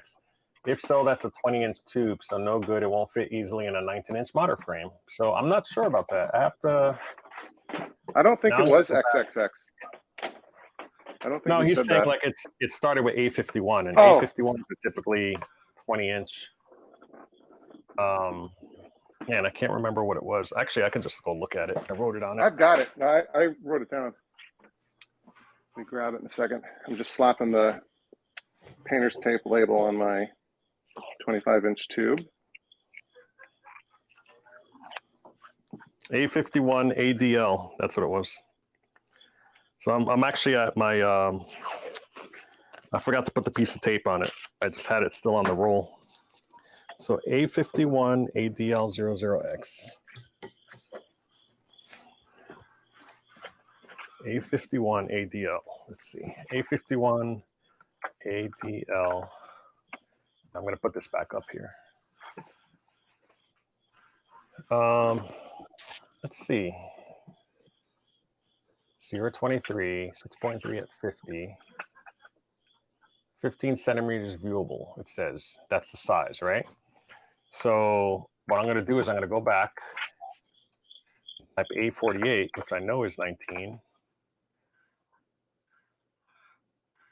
And 40, what is it? 48 centimeters. What was the other one I just said? 51 centimeters. Huh, you might be right. It's 48 versus 51. That's why they call it a 51, obviously, and an A48. So he is 100% correct on that. Okay, well,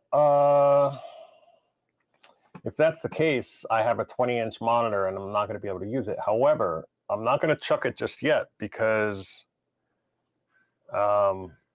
we can still make something like that work depending on what type of frame you have. If you have cardboard, you can kind of shoehorn it in there and get something working if you have no tube at all. So I'm not willing to throw it out just yet. There was one time, I don't know if you guys ever saw this, but I had a stream. I was talking to Charlie about it the other day.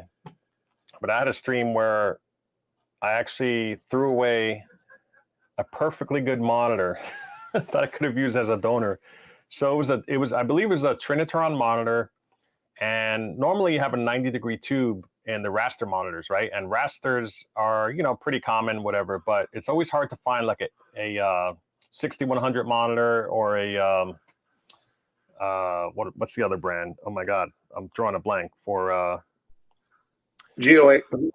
The Star Wars have them. Yeah, G08 also, and the 6100, and then there's that last brand that's like a unicorn that a lot of people love to have in their Star Wars. Amplifone. Amplifone, that's it. So the person said, hey, I think it was Sean Dotson that said it. He said, hey, man, he's like, and I had already like, I guess, I'm not sure if I taped that one and then did the live show and ended up chucking it, but he saw it after the fact. Like I had already recycled it, and he saw it after the fact and commented like after I had already recycled the tube. And he's like, hey, that was a 100-degree tube. That was either an Amplifone, a G08, or a 6100. You just have to change out the yoke to the windings and stuff to use it. And like, you know, that's like an $800 monitor that you just threw out. Oh my gosh. Hey, little did I know. Yeah. So, oh well, what are you gonna do? You live, you learn. So, this one you said was a perfect 7400, right? Yeah, man. So what I'm gonna do is I'm gonna add it to my document here. I'm going to do it while everybody's watching me there. So I'm going to take this. I'm going to kind of just add another line here. I should make these 19. And I'll just paste it. And then that was a Sierra 23, right? Yep. I'm going to take away this max thing. And I'm going to write vertical was lower, right? Yeah, the vertical was 4.6, but I don't think that was the canonical reading. Like you looked up, you measured a 46 directly. Yeah, I measured 1.4 and 4.6, but I don't know what's what. Typically it's higher, so I'm going to put it this way. Maybe I got it backwards. 1.4 and 4.6 was my tube. Yeah, that's what mine was too. No. You were like, hey, it's exact. Oh. So while you're doing that, I'm going to crack open this next one. This is that 13-inch Sanyo that had been sitting on my in my parents' kitchen for who knows how long. And my mother, God bless her, is a smoker, so there's cigarette smoke all over the sucker. Oh, really? And yeah, again, my smoker, not my mom. The opposite. We've got hex nuts or hex hex driver. Let's see about a model. Oh, model number DS 13630, manufactured November 1997. 97. And brand again? I missed that part. Sanyo. I had a Sanyo that I swore was a drop-in replacement for my 20EZ, and I opened it up, had nothing, not even close. Could that 20-inch tube that you had, could that be used in a 20EZ? I mean, you'd have to change the yoke, but those are 20-inch tubes. I don't know. I have a 20EZ sitting right here that's just doing, like, I don't use it in any of my machines. Well, dude. Although I do have a Universes. That's where I actually got it from. Yeah. Somebody gave me a tube. It was really sad. It was a 20EZ tube. Like you can tell, it had like that purple sticker on it. It was a Sanyo. And it ended up having really, really horribly deep scratches. They stored it on cement in a garage. Oh, no. So I didn't know. I took it anyway. But then when I got home and I cleaned it up, like it was so dirty I couldn't tell. And when I got it home, I'm like, yeah, I can't use this. Oh, my. This is the most incredibly filthy thing I've ever seen in my entire life. Oh, man. Oh, my gosh. So, yeah, thanks for that tip, Chuck. I will check it out. All right, I'm going to grab, actually, I got some right here. Paper towel and like wipe off. How's it doing? Congratulations, you just got married. Oh, wonderful. So he wrote, yay, I didn't miss it. So I pop in on his streams every now and then. He does a lot of streaming with consoles, which is pretty cool. All right. And I got a tube here. Well, by saying hi, Bear. Hey, look who's here. Liam's here. Nice. So Retrobotics is saying, is another great YouTube channel. He's saying we need to go through all the tubes in our garage. That's him and Sam, Liam and Sam, and figure out what's good and what's not. Perhaps a weekend project. So. And they just got married too. Yes. This summer. Yeah. Mm-hmm. All right. So I got a tube here. Alpha 34. Okay, kilo. let me go ahead and switch that. Let me type it in. Give me a second. Alpha. Yep. Alpha 34. Yep. Kilo Papa uniform. Okay. 02. X. Got it. X-ray. Right X-ray. Double X. Oh, there's Double two. I only X. have one here with one. But no, it came up on tubular. 2X. Yeah. So it's a CR31. Yep. It is a 6.3 and no, wait. Is that right? 6.3 and 50. A lot of info here. Is it a skinny neck? Yep, skinny neck. Yeah, 6.3 and trying to look for the heat and a G1 and it's not listed. 6.3 and 50. I've got it up on my screen. Where do you see the 50 part? Right. Under rejuvenator setup at the bottom. Are you on the X or the XX? Oh, the X. Oh, there's another one. X. Yeah, there's XX. Okay. Not triple X, just double X. Ah, there we go. Okay, I had the wrong one. Yeah, CR31, 6.3 at 50. And you just got to let me know what the settings are. I'll write them down. Yep. All righty. Here we go. CR31.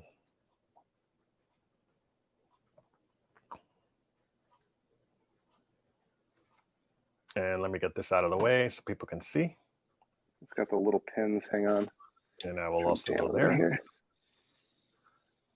I hope I'm doing an okay job. There's a lot of windows open. We're trying to get you a really good experience on seeing this whole thing.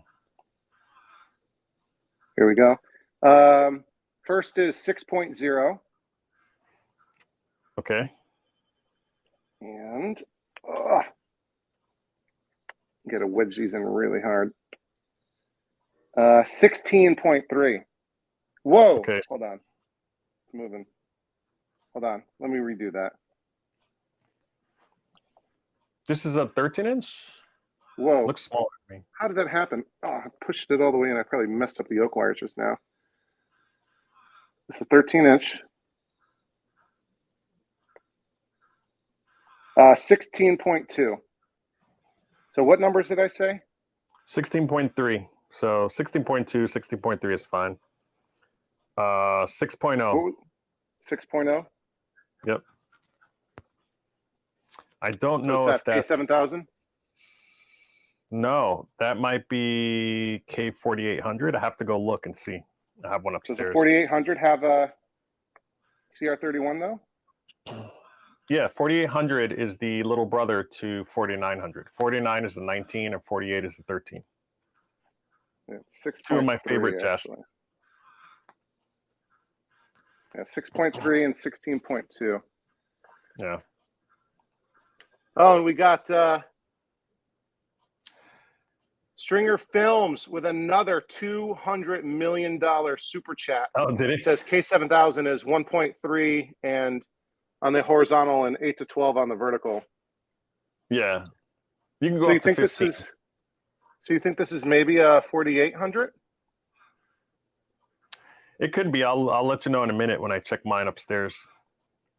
I'll do the same thing I did with the 7400. I'll just I won't bring it down, but I'll just run up there and test it. I don't have it out, but it's easy to access. It's a cocktail, and I can just I should be able to tap into the top neck there. Yeah, I can't. I'm not seeing a 4800 reading somewhere.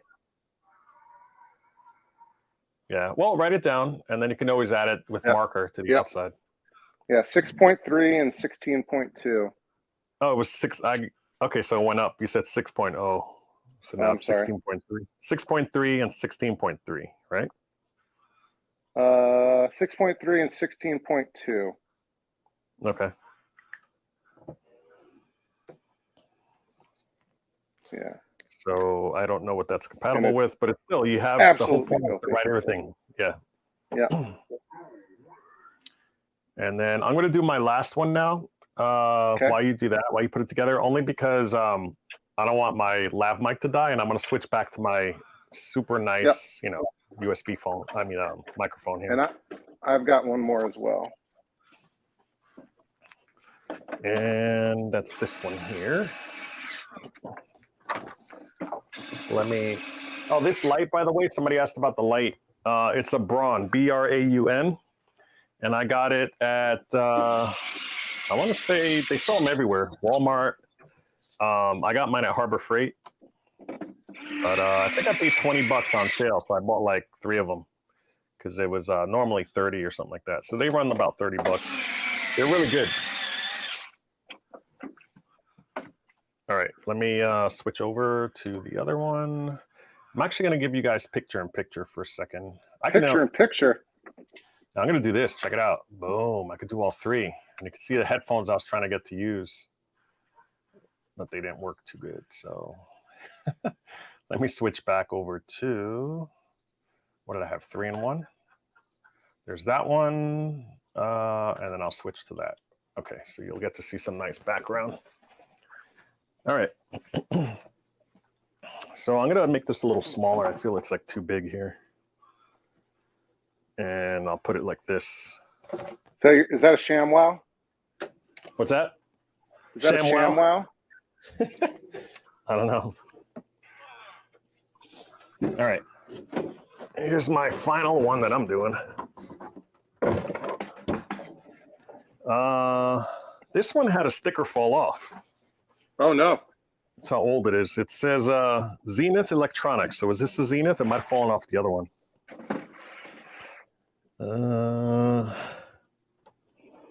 I just grabbed it because it was wood grain. Those are usually like really hard to find. Oh, man. It says August 1986. Wow. Manufactured. This is Zenith Electronics Corp. Model number Charlie, well, easy to remember, 3918W. And it's 120 watts, volts, or whatever. So that's US. It has a VHF, UHF, and CATV coax only. Wild. It says cable TV compatible. There's like a little sticker on the box. I guess that was the new thing, right? Cable. Cable ready. Yeah, it says cable ready. It's like Y2K compliant back then. I saw a CRT for sale on Facebook Marketplace hopefully today. This is a home run. Later one. It said Xbox ready. This one to me looks a little green, kind of like what these look like. This one here is a 4600. You can see it actually shimmering. That sucks. Probably have to get it it's a 4600. I probably have to reseat one of the cards. You've got a 46 anyway, in your Centipede? Yeah, it's a 4600 in there actually in my Centipede. I have pretty much every monitor you could think of. I have the Matsushita as well in my Millipede, which is standard. This one again is the hex driver. Yeah. The only common monitor that I don't have running in any of my games is a 46. I've got a 46 chassis. I just don't have 46s are good. They just don't like to be moved. Like, when I was at the expo, we're in the warehouse and like everything that we moved that had a 4600, it was like a gamble. Well, is it going to turn on? Do we have to reseat cards? And sure enough, the game that everybody loves, which is Galaga, had a 4600 and it was down the whole time. It just didn't like it. It would show, so I tried messing with it, reseating the cards. It didn't work. So those monitors don't like to travel much, but they have a nice picture. People say they have nice pictures on them, but I just like them. They're hard to cap too. They're a pain to cap. They're not hard. They're just a pain. All right. So I'm taking this apart here. I got one more screw I'm trying to get out. I don't always take off this one here because sometimes, yeah, this one actually is on. Sometimes when you take this off, the control thing will fall inside the TV, and that's not the right one to take it off. But in this case, it does need it out because it wouldn't come off without it. All right. There's something else keeping this on. What is it? Sometimes they need to snap out. Yep. The one I just had a little like hot glue on the inside. Ah, here it is. Yeah, it has these tabs here. Yeah. You want to borrow my sledgehammer?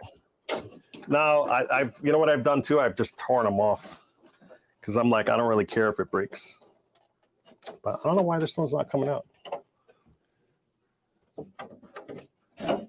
There's like these Stringer tabs says let me get a Stringer screwdriver. says his Pac-Man has a 4600 and it looks great after a cap kit and rejuve.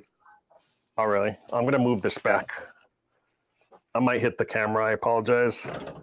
I'd rather hit the camera than scratch my Super Pac-Man. I'm trying hard. All right, I'm clear.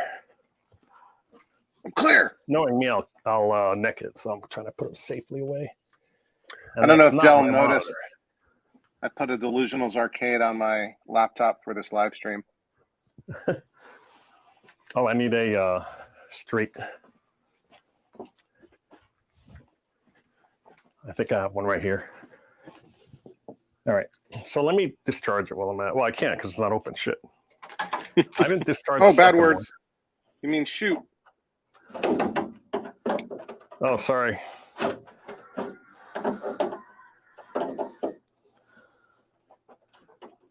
Why isn't it coming out?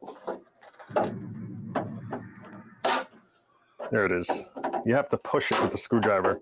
There's these little tabs you got to get out.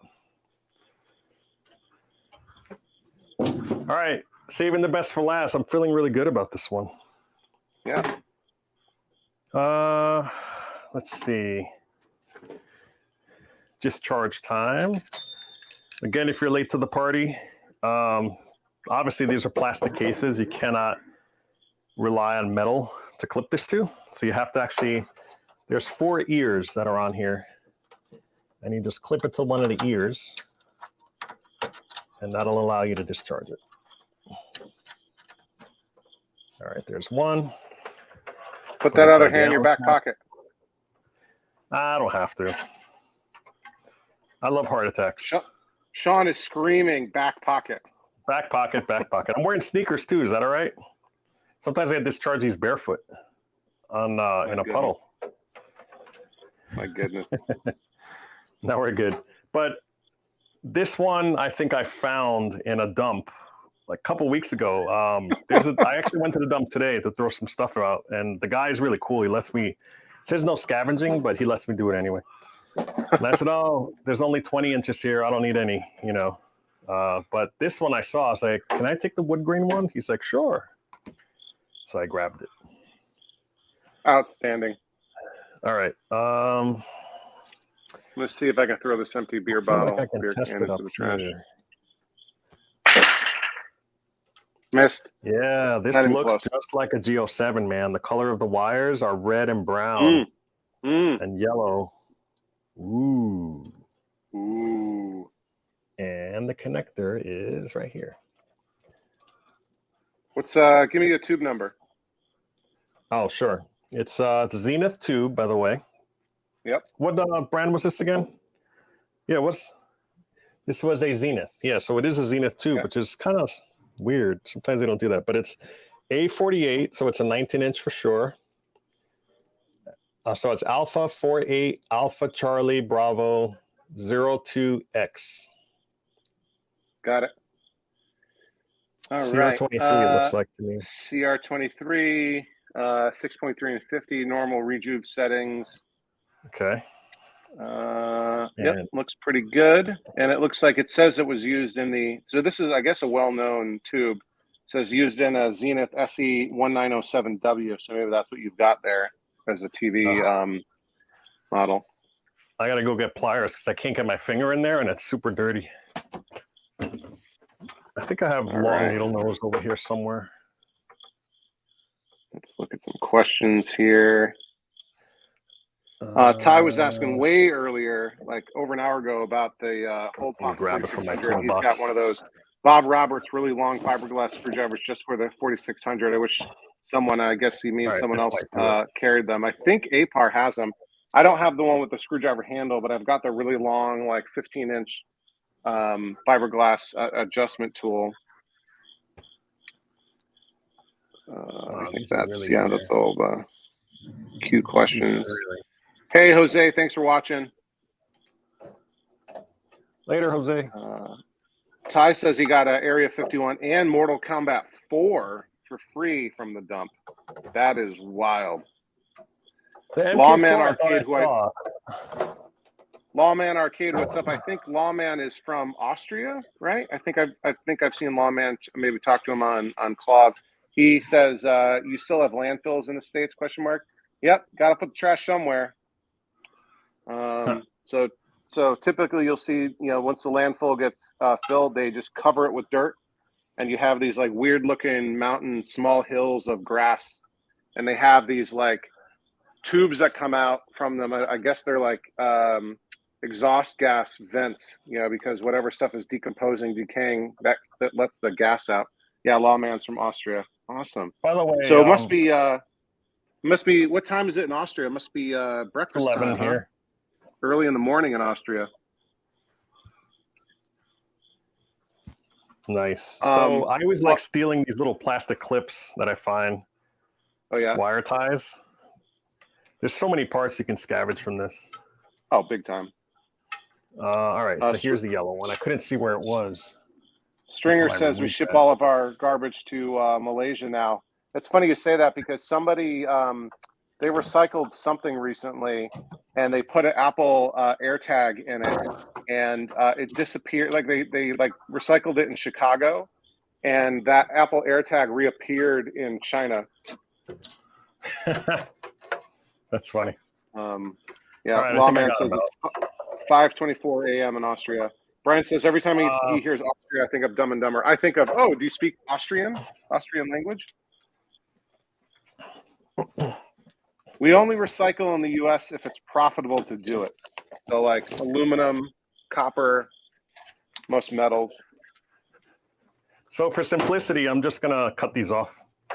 They don't have the proper connectors. They're really tiny. And this other stuff is all covered up. So jam your multimeter leads in there. Just force it in. They're too tiny to fit.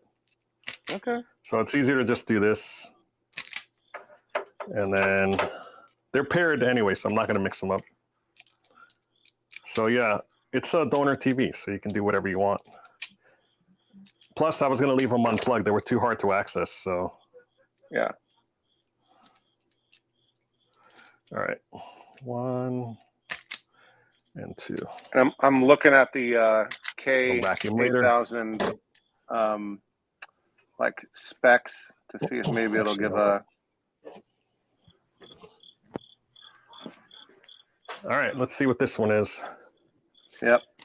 Again, for safety, I always do continuity just to get in the habit, because sometimes they're just weird colors. Mm-hmm. That's good. That's good. I got 9.2, 9.1. 9.1.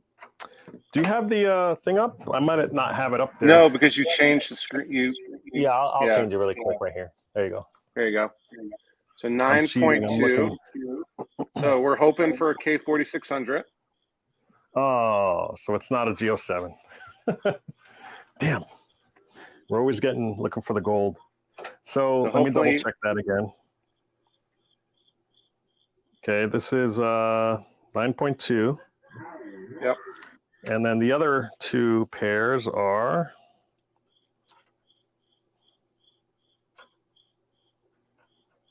3.3. Yeah, 4600. Yeah, 3.2. Another 4600. There you go. Cool. I mean, I literally have 6 or 7 4600, maybe 8 4600 chassis with no tubes. So there you The go. stringer is saying K7000. I don't know. I think it's no, it's the vertical's CR23. yeah, the vertical is too low also. Yeah, once you get the CR23, you got to cross off K7000 unless it's a fat neck, which is kind of rare. Yeah. Yeah. So what were they? I'm going to write them down real fast. Oh, I didn't. I'm sorry. That's all right. 9.1 and 3.2. That sounds right. Yep. I'll measure So yeah, them that again. puts you in 4,600 territory. I was hoping to get a gem on the stream. I mean, we still got yours, right? I have a K7, two K7000s, a 7,400, and a possible 4,800. And I still have one more and another tube. Yeah. Yeah. So go ahead and start doing that while I write all this down. Because I'm going to write it down while it's open. A48. So this one is a JVC. So name brand, not one of those magnet boxes or Sornies. Or Symphonics. Symphonics are really good for K7000s. I've had good success with those for tube swaps. I actually did a live stream swapping a tube, and it was perfect. It worked. Look at this. So we've got a JVC model AV-20020. Let me type it in for you. Go ahead. It's a model number. AV Alpha Victor 20020. Oh no, Dell. Yeah. It says it on the back. It's a 20-inch monitor. Oh well, what's the tube number? You haven't gotten there yet. Yeah. But it even says it's printed. It says TV screen size diagonal 20 inches. You never know, because mine said 19 and it was a 20. So yeah, manufactured August '99. Phillips head screws. Here's a question. Sean Crush or Cruick? I'll just say Sean. Sean is saying, anyone know if the K7000 neck boards are backwards compatible? With what? I'm thinking he's thinking like maybe if they're backwards compatible with a 23. I thought wasn't somebody on Cloud making an adapter to put a CR23 neck into like a CR31 or vice versa. That'd be interesting. Yeah.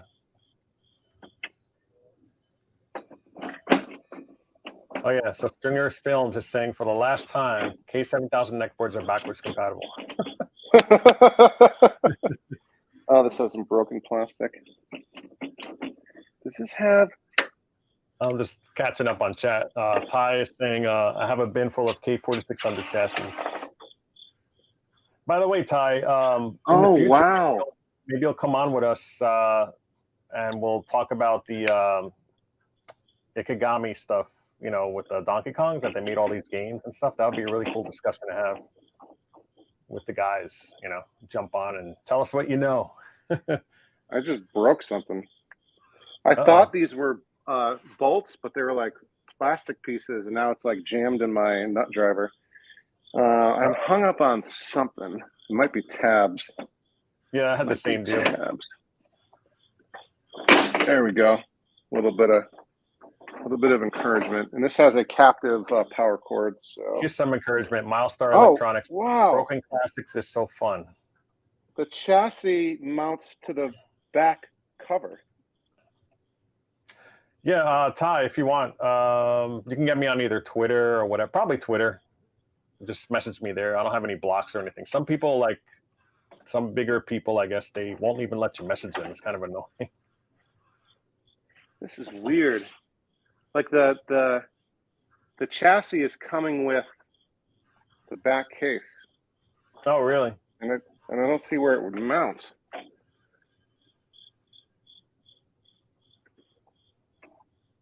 Oh my gosh, this is strange. Can it bend where you can fold it in half? I don't know. Let me give you a tube number if you're ready. Oh yeah, I can do that. Yeah, this is definitely a 20-inch. Go ahead. Alpha 51. Yep, A51. We learned that today. 51 centimeters. Alpha 51 Kilo Roger Echo 89 X-ray. I have 8351 or 84, so they should be in the same ballpark because they're all KRE. One of them says it's a CR31, 6.3. This one's not coming up. How am I going to do this? What is this even?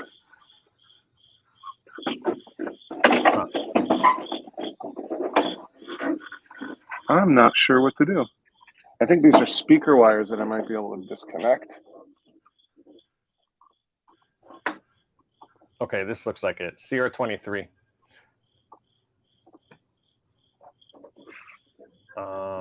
What year was that manufactured? That'll tell you too. 99. Oh, so yeah, anything 2000 or close to it, yeah. I also noticed they started making 20 inches later, right? I've never seen those for older TVs. Yeah, so it's probably a CR23.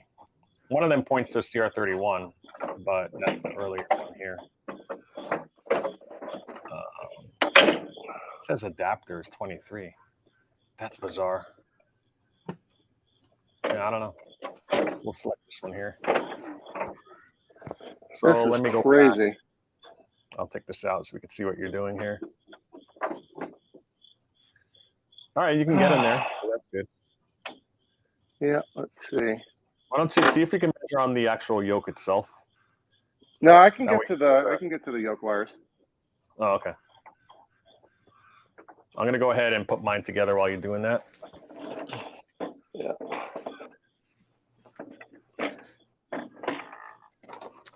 Actually, I need to double check those settings.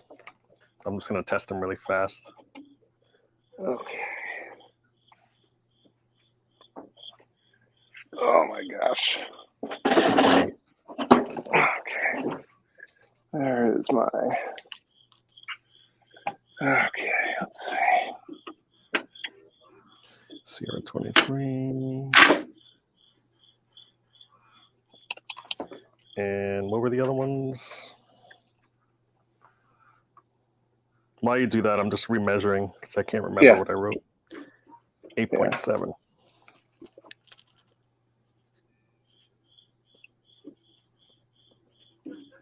See, this is why it's important to write the tube number, right? Because I wrote the A51 in the other one, and then I'll know right away that that's a 20-inch. So that might be going back to the dump, actually. We'll see. I'm really curious to have it try to fit it in something, but it's getting late. I was going to try throwing it in another chassis. Yeah, I got a first reading for you. 8.7. 2.7? 8.7. 8.7. 8.7. Ow. 8.7. That's probably going to be vertical. You might have another 4600. But this is way too late for that, right? 3.1. Yeah, 4600, but it's a 20-inch. Yeah.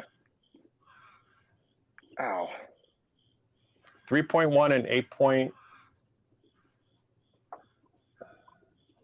Somebody must have heard it.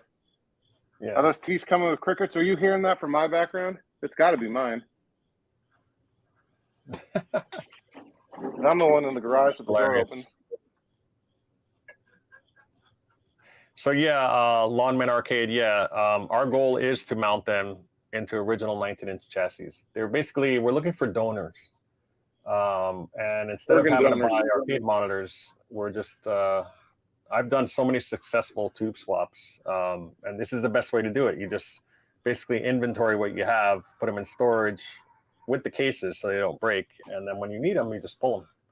So right now we're just testing the ohms to see if they're drop-in replacements, but honestly, as long as it has a CR23 pin or CR31 pin, you can basically put it on anything you want. But the one he's looking at now is a 20. But to do that, you have to change the yoke. Yeah. Which isn't that big of a deal. Yeah, but it's more like you said, yeah, Ty is saying with the yoke swap, which is totally correct.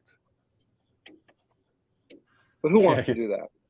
Stringer Films is writing K7000 20-inch.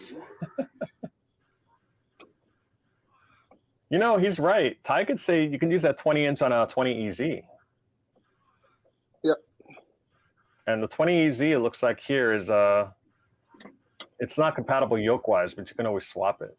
So that's true. I could do that with mine too. That's a very good suggestion there. So what's the 20EZ yoke? 20EZ is 2.2 and 28.1. Oh, okay. Yeah. Oh, that one was the most work. Wait till you, according to Stringer Films, wait till you try the convergence, because that's always a pain in the butt too. So we said, all right, so I got to write this down. So we said my last one, that was a CR23, right? 20-inch, yep. And then I didn't write it down, but you were saying... Lawman said it was 8.3 and 3.1, so H... 8.7 and 3.1, yeah. So horizontal 3.1, vertical 8.7. So 4,600, question mark? Yeah, 4,600. 4,600, but it's 20-inch. So I would say, I would write 20 EZ with yoke swap. That's what I would write on it. Because it's not a direct replacement for a 4,600 because it's a 20-inch.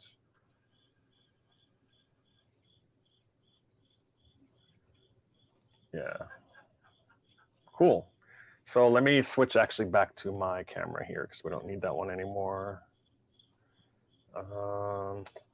Yeah, let me go back. There we go.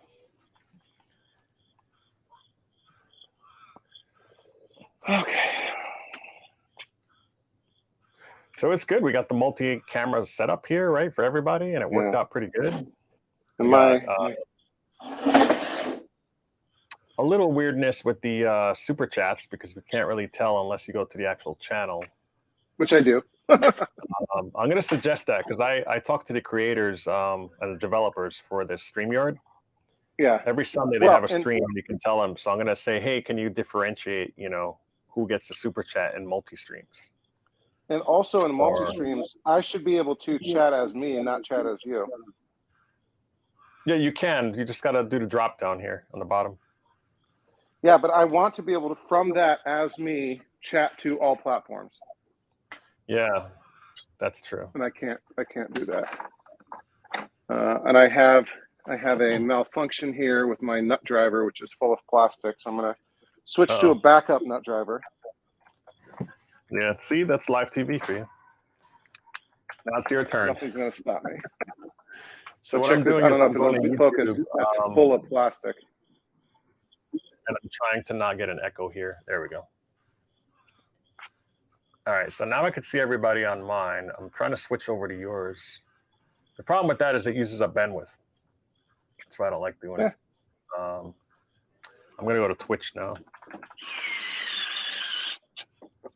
Oh, and shout out to Jeremiah Jackson, who just got Starlink. So he won't have any more problems with, hopefully, with the podcast. Oh, really? Sometimes his video would get wonky. Yeah. Hey, so quick shout out to Cybernator. He's saying Crystal Castle's sweet. Oh. Dang. He's on my Twitch right now. What's up? So Sean with a $500 million donation here. Let's Where did you see that? This. Just came in. This is Sean's first super chat, I think. Love it. Oh, nice. Awesome. And this is also his, I think, 1 month anniversary of being a Overtime Arcade channel member. So thank you for that. Nice. Yeah. And Stringer says nut drive malfunction sounds like a personal issue. Oh, yeah. Could be. We are men of a certain age. So I like how Milestar is curbing his stuff for your family friendly channel. He put dang yes instead of Why is it all blue? What's that? Oh, because you highlighted it, yeah. Because thank you again, Sean. It's on the air. That's why they do that. Yeah. Very, very generous of you, Sean. Thank you. Appreciate your support, buddy. Yeah, he's saying next should be a yoke swap. Yeah, I'm getting to that. I would love to do that. I actually know the theory on doing it, and I've adjusted yokes and stuff like that, but I haven't actually done a yoke swap. Like I've taken one off and put one on, but that's the extent of it. I never really did that. I have plenty of yokes. I have spare parts everywhere. Yokes That's on good you. to do. Like for example, I just have a necked 4900. I'm going to take that yoke off and save it, and do whatever I can to to save everything before chucking that neck tube. I mean, the neck tube is terrible. I might show it to you guys. You could see glass in the actual in the neck, the socket. There's glass in it. It's terrible. Hey, Ty just gave us some money too. I can't tell who it went to, but I'll let you know in 1 second. Looks like he sent it to me this time. So now it's there. Very nice. You sent a $10 super chat. He $10. $10 US? My yes. goodness. Wow, that clipped. I heard it go, whoa, all distorted. Oh my goodness. All right. And just for that, Ty, just because you are being so generous, I'm gonna get a secret bonus thing over here. Give me a second to dig it out of storage. Without destroying it. Very nice. Thank you very much, Ty. Ty, I know you're near Albany, around there. I have to make a visit to you and hang out in your arcade one day, or vice versa. If you ever want to come to Stamford or the New York City area, there's plenty to do out here. Bring the whole family. I have 2 kids too, so they'd probably all get along. Nice. Oh, you just took them out. I put them back in. That's hilarious. So can you still hear me? I'll give a shout out as well to Mikey Currington. Was one of my, like, every single episode I'd have a stream. That guy, he was a legend. He'd give like $20 every time. Sometimes he'd get a rally going where I'd get $100. Oh my gosh! I'm still very thankful to that.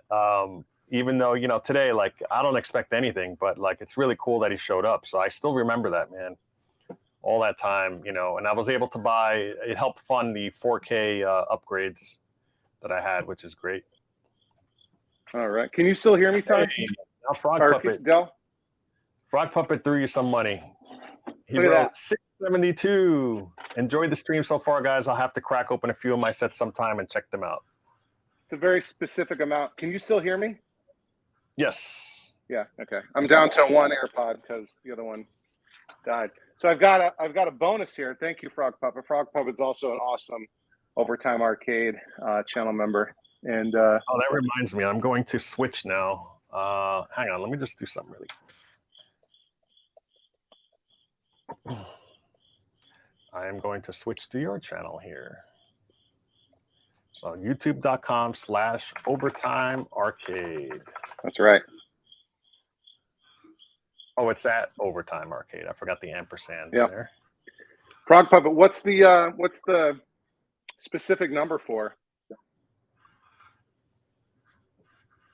672. Is that meaningful? So I've got. It is checking. I hope not. Jeez. All right, I have. Del, I have no idea what's going on here. I hope it's not neck. I don't think it is. I don't know. It might be. The spacer thing is kind of cracked, but I have a naked tube here, no frame, no nothing. It has lost its sticker. The only thing I can see sort of embossed into it is 19V90. So I'm guessing that means 19-inch, 90-degree tube. Oh yeah, and so you have the whole tube out. It's just a naked tube. It does have a yoke on it. The yoke wires have been cut. So what is this from? I got this for free. So when I picked up the Pango and the Dynamo, this guy's like, "Hey, I got another monitor for you." I'm like, "Cool," but it was just this. But so Milestar wrote, "I want my $2, by the way, because Stringer Films just sent another $2. Boom! I'm everywhere." He wrote. So I think he sent that to me or you. I can't tell. That one went to you. This is crazy. Yeah, we're He's rocking it up. hilarious. I like how he teleported. Frog Puppet said the specificity of his donation was simply to that it sounded funny, so I guess we would talk about it more. So well done, fair play. And he said there's a thrift store near him that prices everything oddly specifically. So there you go. Stringer says this is a K7. I don't know. This looks too old to be a K7000, but we're going to go ahead and measure this directly. So another thing a lot of people don't know, since you have the tube out, there's actually there's indentations in there that tells you the degrees. So if you look on the tube itself, it's actually etched in the glass, like kind of molded there. Yeah, like this says 19V90. Yeah, it's actually not a sticker, right? No, it's like embossed, kind of. Yeah, so that's how you tell what the angle is of the tube. So that's not the tube number, but we'll tell by the yoke readings. That'll give it away right away. So it looks like what, a CR? Is that a fat neck? I can't tell. It's skinny. Okay, so CR31. What do you got? I'm trying. 2.0.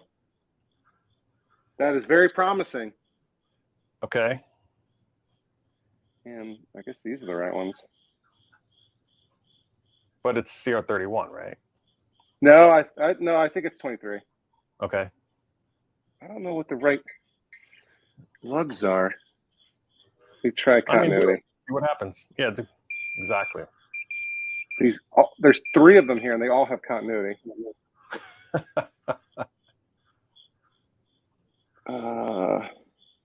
It's just moving. It's not stable.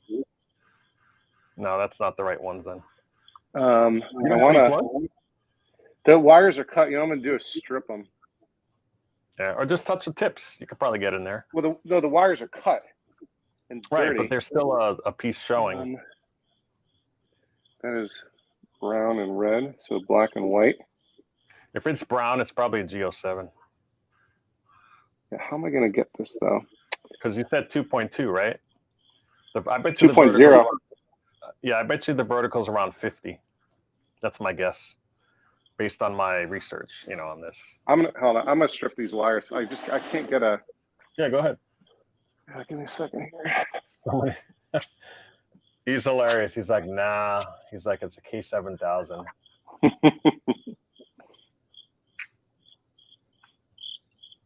He's only kidding. Okay. The crickets are really setting the mood, Ty's saying. You can really hear them? Yeah. Or as John would affectionately say, Tiggy. Uncle Tiggy. And I miss John. I actually talked to one of our friends. We have mutual friends. And I said I should just surprise him and just ring his doorbell. Housekeeping. No, that'd be terrible. All right, so we had 2.0 and nothing. Here's a good question that Frog Puppet has. He's asking if there's any burn on it, so we'll have to look at that after. There's Defender burn on it. Oh, okay. So Defenders right. typically have 49s in them. Which I thought Defenders had 46. No. 49 was too late for Defender. I mean, it could be any of the 3, 2.2, 2.8, and 2.8. So G07, 49, or 46. Like they're all, according to what I'm seeing here, they're all candidates because they're all 2 point something. So it could be any one of these.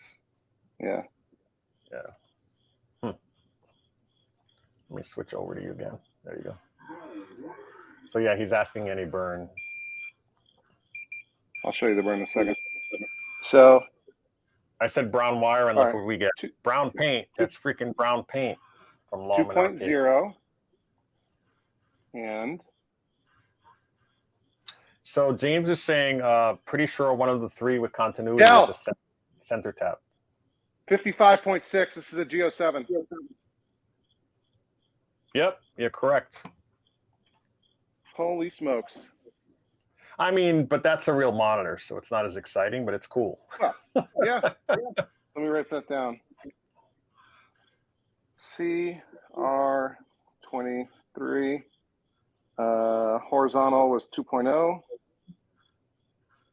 vertical 55.6.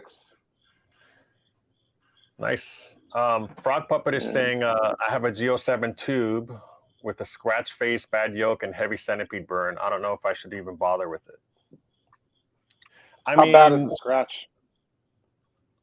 I'd rather play that than an LCD all day long. Big time. And as long as you are using a burnt tube in the same game, you're probably not going to notice it, right? Yeah. So like as long as you, let me spin this around. If you had a rejuvenator, you can test the tube. Oh, I actually, I let Liam borrow my rejuvenator. You know, I was going to hook mine up tonight and see if, because a lot of times what I'll do is I'll stick the rejuvenator on there before I even test anything to make sure that the tube is good. Can you see that burn? Am I zoomed in enough? Let me see if let me zoom in a little more. There you go. Just slightly. It's Defender. Yeah, it's hard to tell. There's so much dust on it and dirt. Okay, it says you're muted now. Okay, you. My AirPods just died. Can you hear me? Yeah, we can. Sounds okay. Yeah, you know what? Let me switch over to my nice mic here on my desk because I'm not going to sit anymore over there. So yeah, looks like my audio... Can you hear me again?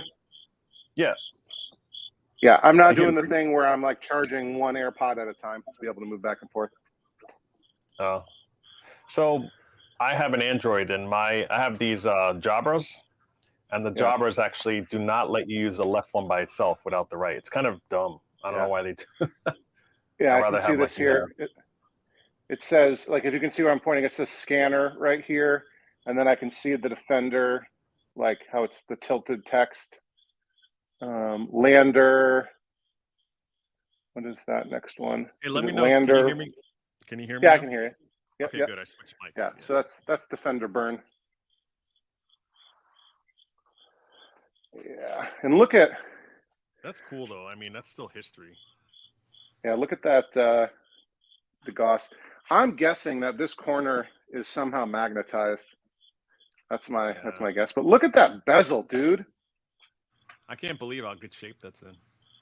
And there's a little, like there's like a sticker residue here that I'll have to clean off.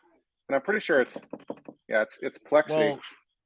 Well, there's like a couple scratches, but they're only in the black. Is it reverse printed? Yeah, it's printed on the inside. It's reverse plastic printed though, right? Yeah, it's plexi. Yeah, okay. So usually on glass is where you get the flaking, not really plastic. So yeah, I would leave it alone. There's scratches. Yeah. Yeah. It looks good. Except for the still game, has I don't like Kangaroo. No, I'm just kidding. It's a terrible game. It's a terrible game. Usually, are those jump buttons? Oh, those are for the punch. A punch. Yeah. See, if I had one, I don't know if you saw my discussion, I'd probably add a jump button. Yeah, exactly. I feel that's what they missed. Yeah, terrible game. But like I like that it's a Irish cabinet. I think that adds something kind of neat. Yeah. I mean, cabarets are all cool. I don't care what game it is. And this is like in between a cabaret and a full size, right? Yeah. So it's like you can see it next to the Gottliebs. It's actually like because like the Gottliebs are on like furniture dollies, right? The Kangaroo is right on the floor, and it's basically the same size as a Gottlieb. So. Yeah, that like in like without the bezel, the thing looks so naked. But yeah, that's hang wicked. on, I'll be right back. I'm gonna switch back to you for a second. Yeah.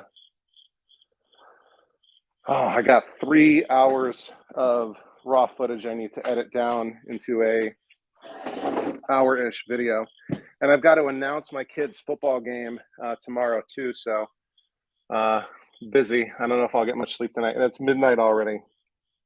My goodness. Yeah, James. I actually when I first noticed it, I hit it with my rejuvenator wand, right, like the big circle thing, and I was able to, I would say get it 98% perfect, and it's come back. So something in the cabinet is, or perhaps in my garage, although it's in a different position than it was when the DeGauss issue first appeared. So I don't know if the frame has become magnetized or there's something in the cabinet that's messing with it, but we'll figure it out. Yeah. Turn the game. You're not supposed to do that, Ty, but for you, I will. Even though you donated to Dell and not me. That's okay. I still love you, Ty. I bet you if I wasn't grounding my workbench monitors, you would. Yeah, it could be a Lucy Oak. Yeah. I bet you if I wasn't grounding my monitors on the workbench, you'd donate to me. It's all good. It's okay. It's all right.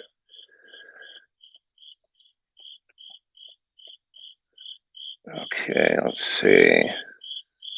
Are we missing any questions? I don't think so. I don't think we've missed anything, right? You guys don't share the process? Oh, proceeds? I mean, this stuff ain't free. Oh, we don't share between each other? No, so we're simulcasting this on two different channels. So we're using Dell's StreamYard account because you have to have a paid account to do this simulcast feature.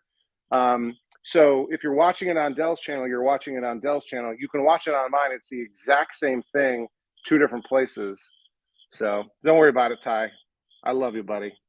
Hey, Mark from Back to the Media, he's got an awesome used games and records and comics store in Winchester, Virginia, which is not too far for me that way. He's building a arcade in the back room of his shop, and I've been over to his house a couple times helping him work out stuff in the garage. Yeah, pulling a late nighter. I mean, this is definitely late for a stream. I usually don't go to bed until 1 a.m. Most nights, and especially I don't have to work tomorrow. Yeah, it's okay, Ty. Don't worry. It's okay, man. Yeah, Russell, I'm surprised you can still hear the crickets, right? Usually the AirPods have good, background cancellation, but for whatever reason, pulling up the crickets. Stringer says he's been rebuilding Ralph's driver board all day for the Afterburner Deluxe. So does he just outsource all of his technical work to you, Stringer? But like he does cap kits for She Lion. So I guess it's everybody's just helping each other out. All right, I'm back. Yeah.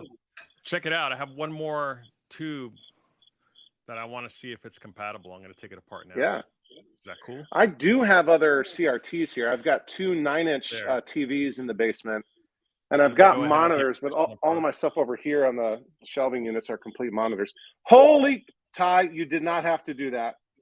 I was teasing you, dude. This is next up at Ty K. Laurie, the one and only, with a I saw. I think $10. That's technically a $1 billion super chat donation. So Ty, thank you so much. That's so awesome. You guys should all go subscribe to Ty's channel too. Let me see if I can find. He did a good one recently. Yeah, let me pull up Ty's channel. So Ty does cool stuff. He does 3D printing. Here, Charlie. Hold on a sec. He does 3D printing stuff. It's $1 trillion. He does Ty does console stuff and arcade stuff. So awesome. Oh, you lost my audio? No, I hear it. No. Ty says there's no audio on my channel. There's no audio? There is on mine. I think everything's up. No audio on my channel. Let's do this.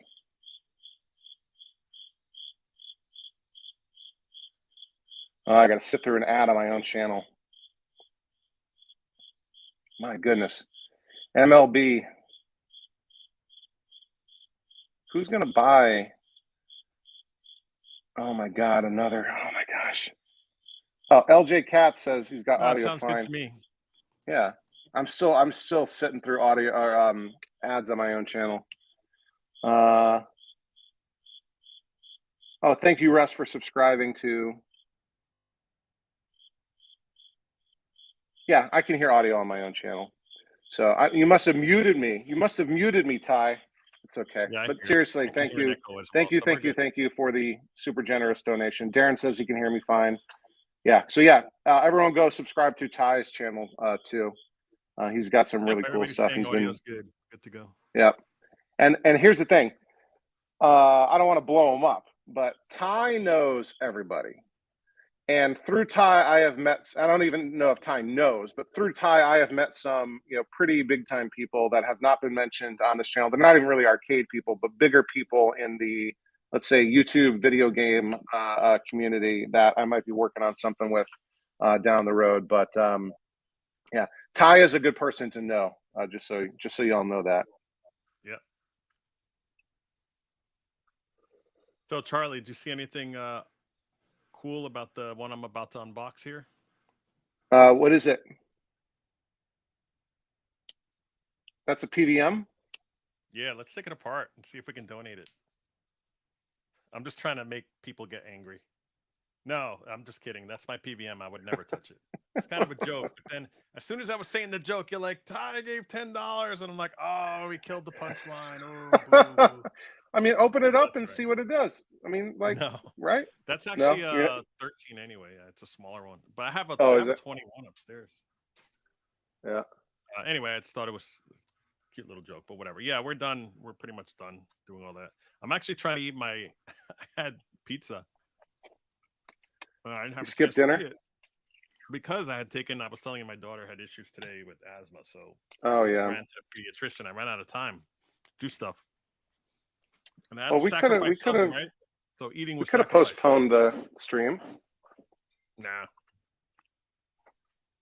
it's allergy related, so it's not like serious.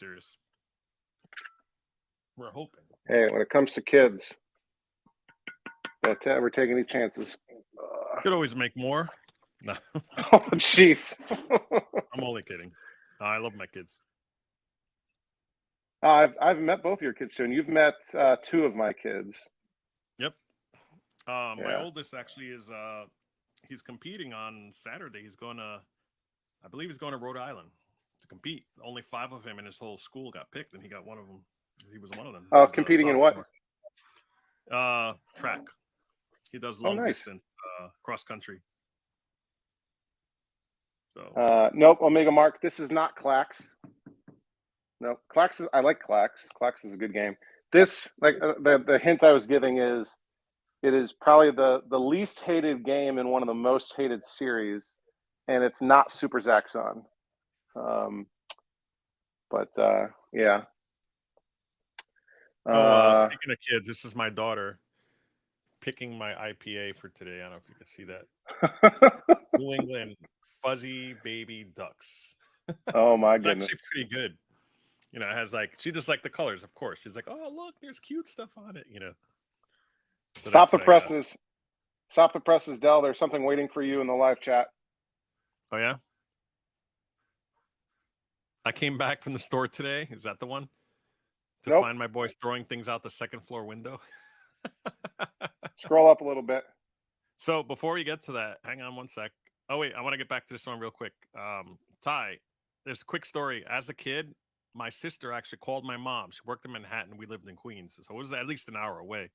She goes, hey, she's like, your son is jumping out the second floor window of the house. He put the cushions of the sofa on the cement driveway, and he's jumping out of the second floor. What do I do? He doesn't want to stop. So ever since then, we had a babysitter, even though we were older, because I was just a nuisance all the time. Anyway, sorry about that. Hit him with the garden hose. Blast him.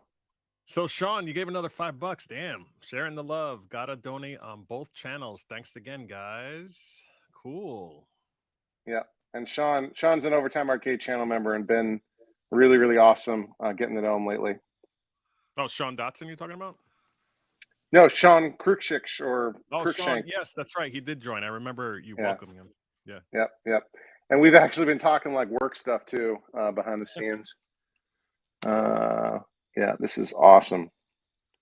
Mark from Back to the Media asks, when are we going to fix my Ampliphone Star Wars trailer? Yeah, so Mark's got something like 25 or something games between his garage, and he's started to move some into his soon-to-be publicly open arcade.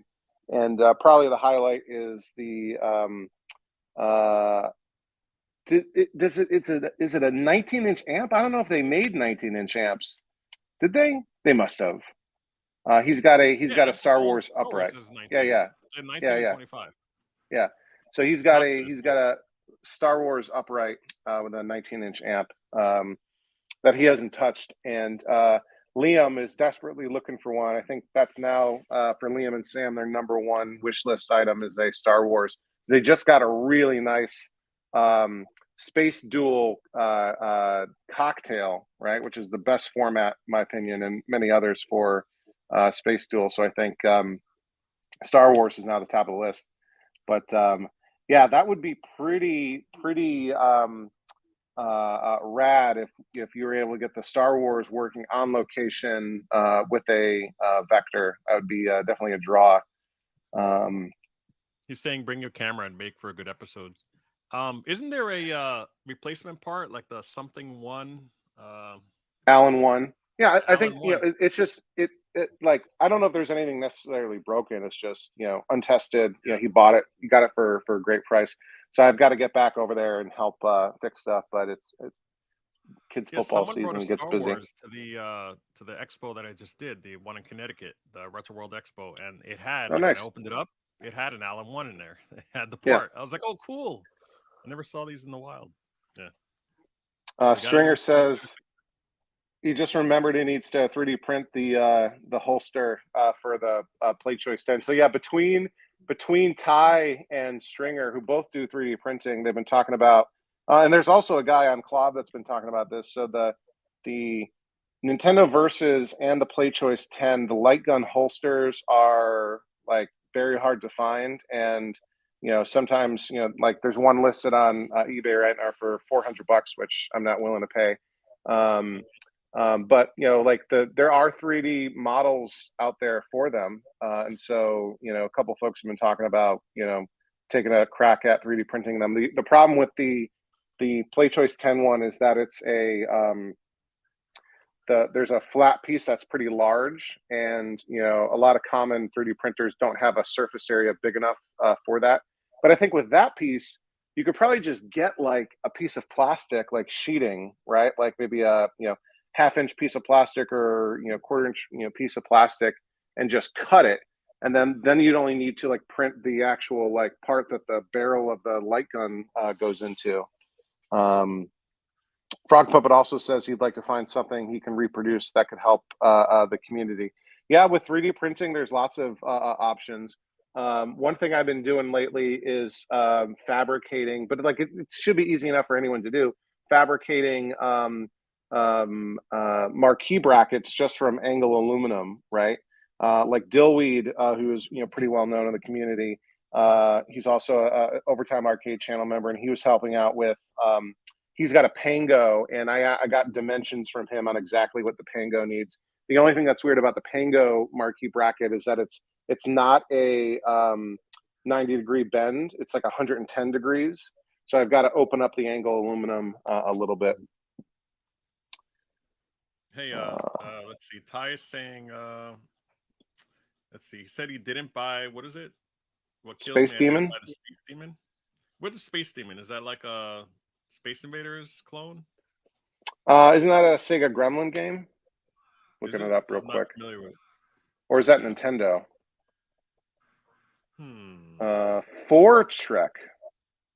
Fortech. No, this is developed by Nintendo, but developed by, says Fortrek, but this is a Nintendo cabinet. Yeah, it was licensed to Nintendo, released in the US. Yeah, SRW sells a ton of stuff. He's up like upstate New York, right? Up by you. A sheet metal brake from Harbor Freight. Yeah. Do you think that would? I don't know. I got to look into that. I got to figure out something to do for that. I'm looking at it. Yeah. It looks like the end a little bit. Yeah, the Clav database has let me down. It says developer is for Trek. Yeah, maybe it was. Yeah. Oh, yeah. And the title screen says made by Nintendo, copyright for Trek. Yeah. Yeah. Dell's audio is now low. I know you like bootlegs and stuff. That's why whenever you see a unique game like that, it's really cool to have in your collection. Well, and Ty's favorite game is, of course, Mr. Do, and he's got a super sweet dedicated Mr. Do cabinet in his house. Oh wow! So And Brian's like, "Hey, my audio's now low, but that's all right. I have control right here, so it should be good yeah. now. I just tapped it up a notch." Oh, Stringer's going to ship that barrel holster part out. Appreciate it, dude.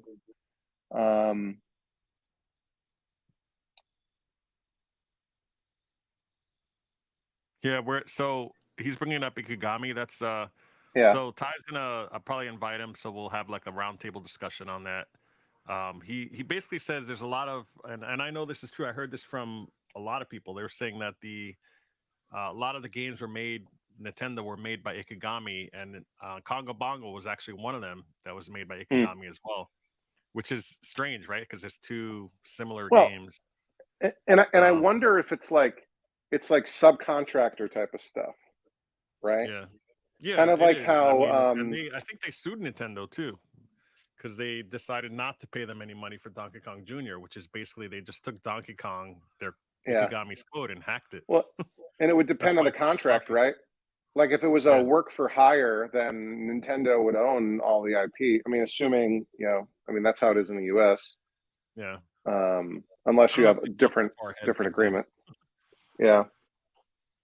You got a question here from Made to Last, Dell, kind of a longer one. I don't know if you want to address that. Fake chips. You seen that one? Oh yeah. Hey guys, Dell on Barricade's channel. I asked you about getting fake chips. That was my bad. My chips are good now, so I have some other problem getting the sound. Okay, so what happened was I went to a live stream. I like supporting other YouTubers too. And he was doing a stream, and I think one of his guys, I guess Made to Last, asked a question about, he's like, hey, I think I have fake chips. It's possible because I guess they didn't burn correctly or something. And now he's saying, he's confirming that his chips were good. And then he's having another issue for Space Invaders because he's trying to get some sound on Space Invaders. So it's cool. He's answering me on my channel here. That's awesome. And on Charlie's. There we go. Cool. So we'll probably go like another 5 minutes or so, max. Right? Yeah. We're just going to go over some stuff, and we'll hit the hay. I don't have any plans tomorrow, but I'd like you to do your thing. Yeah. I got to use my announcer voice tomorrow for kids football. I try to always add in, some flair, like, rumbling, bumbling, stumbling for a 5-yard gain. Yeah. Yeah, that's cool, Ty. Yeah, we'll definitely have to do that. We'll talk offline about that.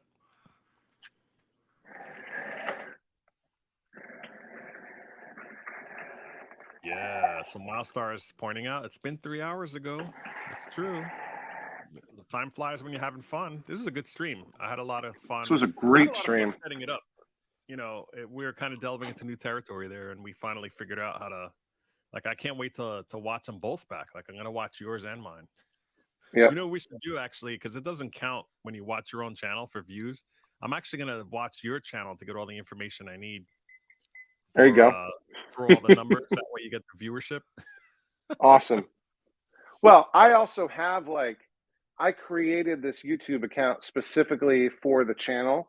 And so I have my old one that, I've posted a couple of arcade videos, but it's more like, I was having, like when I was working on my 6100 and my Tempest, I would film a little 60-second thing of what was going on to post to Clav to say, for, usually for Andrew B and Vector Collector to weigh in on what they saw. But I'll watch most things on that. So that's one way to get view metrics for watching your own stuff, Del, is to have a different account. Cool. Have a consuming account and a producing account. So, speaking of Clav, James V833 is a good friend of ours. He's writing Mr. Do is great. Local buddy has a nice dedicated cab. Yeah, that's the one you saw before. But yeah, I didn't realize James was here. Awesome.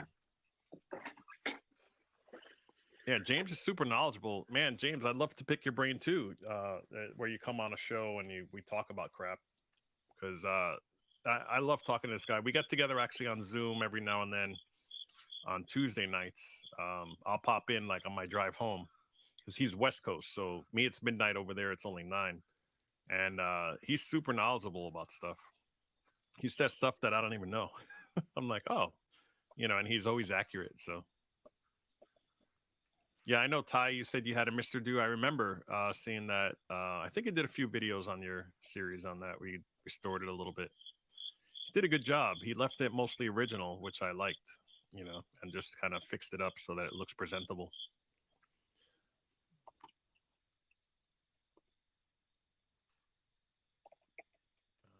What is Milestar saying? Mr. Do series so fascinating at Universal Entertainment for now. It's funny. I want to say I have 2 different versions. I have 3 Mr. Do boards. I actually had 4 and I gave one away to any Mike. But I actually bought the Taito version because they licensed it over to Taito. Taito has that bug. It's a 256 man trick where you can let the apple fall on you and then it glitches out. I have both versions because I plan to have a Mr. Do dedicated cabinet. I have a lead. I have a friend of mine actually. It's just waiting in the wings. I'm going to have it. He said I'll eventually get it, but just now it's kind of buried and stuff. But once I get it, I want to make it a multi where I have real boards in it. So I'm going to be running Mr. Do, the Universal version, the Title version. I'm going to have Ladybug in there as well, which I have the original board on already. I have Mr. Do's Castle. I actually have Mr. Do versus the Unicorns, which is a rarer version of that. Oh, wow. So it'd be cool having, switcher inside switching games, on a real Universal cab, So is that yeah, I love those games. They're awesome. The Mr. Do versus the Unicorns is a bootleg though, right?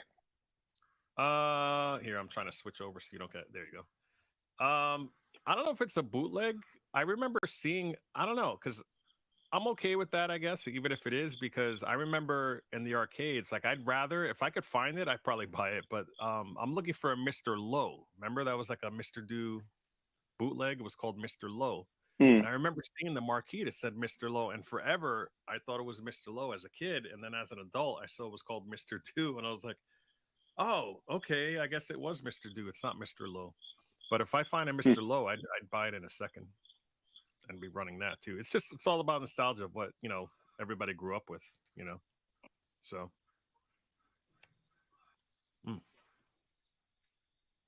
Oh, I posted that in the wrong place. We have a Twitter one here. There's people on. I'm sorry, Twitter. I keep saying Twitter. Twitch. No, that was me. CBC, aka Mechanical Rat Pizza and Child Casino. I posted that instead of so Chuck E. Cheese. Like somebody made a T-shirt that had the Chuck E. Cheese logo, but changed it to Mechanical Rat Pizza and Child Casino. Oh yes, I remember hearing that term, and I always wondered what that meant. Yep.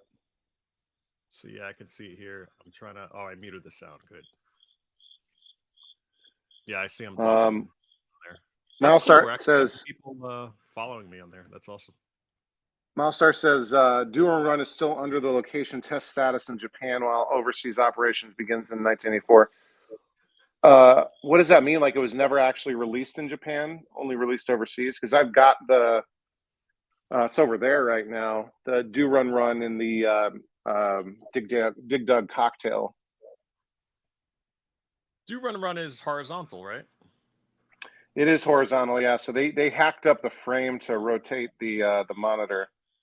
That's right, yeah. Because I remember, for whatever reason, I thought that you were talking about Mr. Do's Wild Ride, which is also horizontal. Yep, it's Do Run Run is fun. It is. I actually, after I saw your your thing on it, I actually fired it up in MAME and played it for like a good hour. It was really fun. Yeah.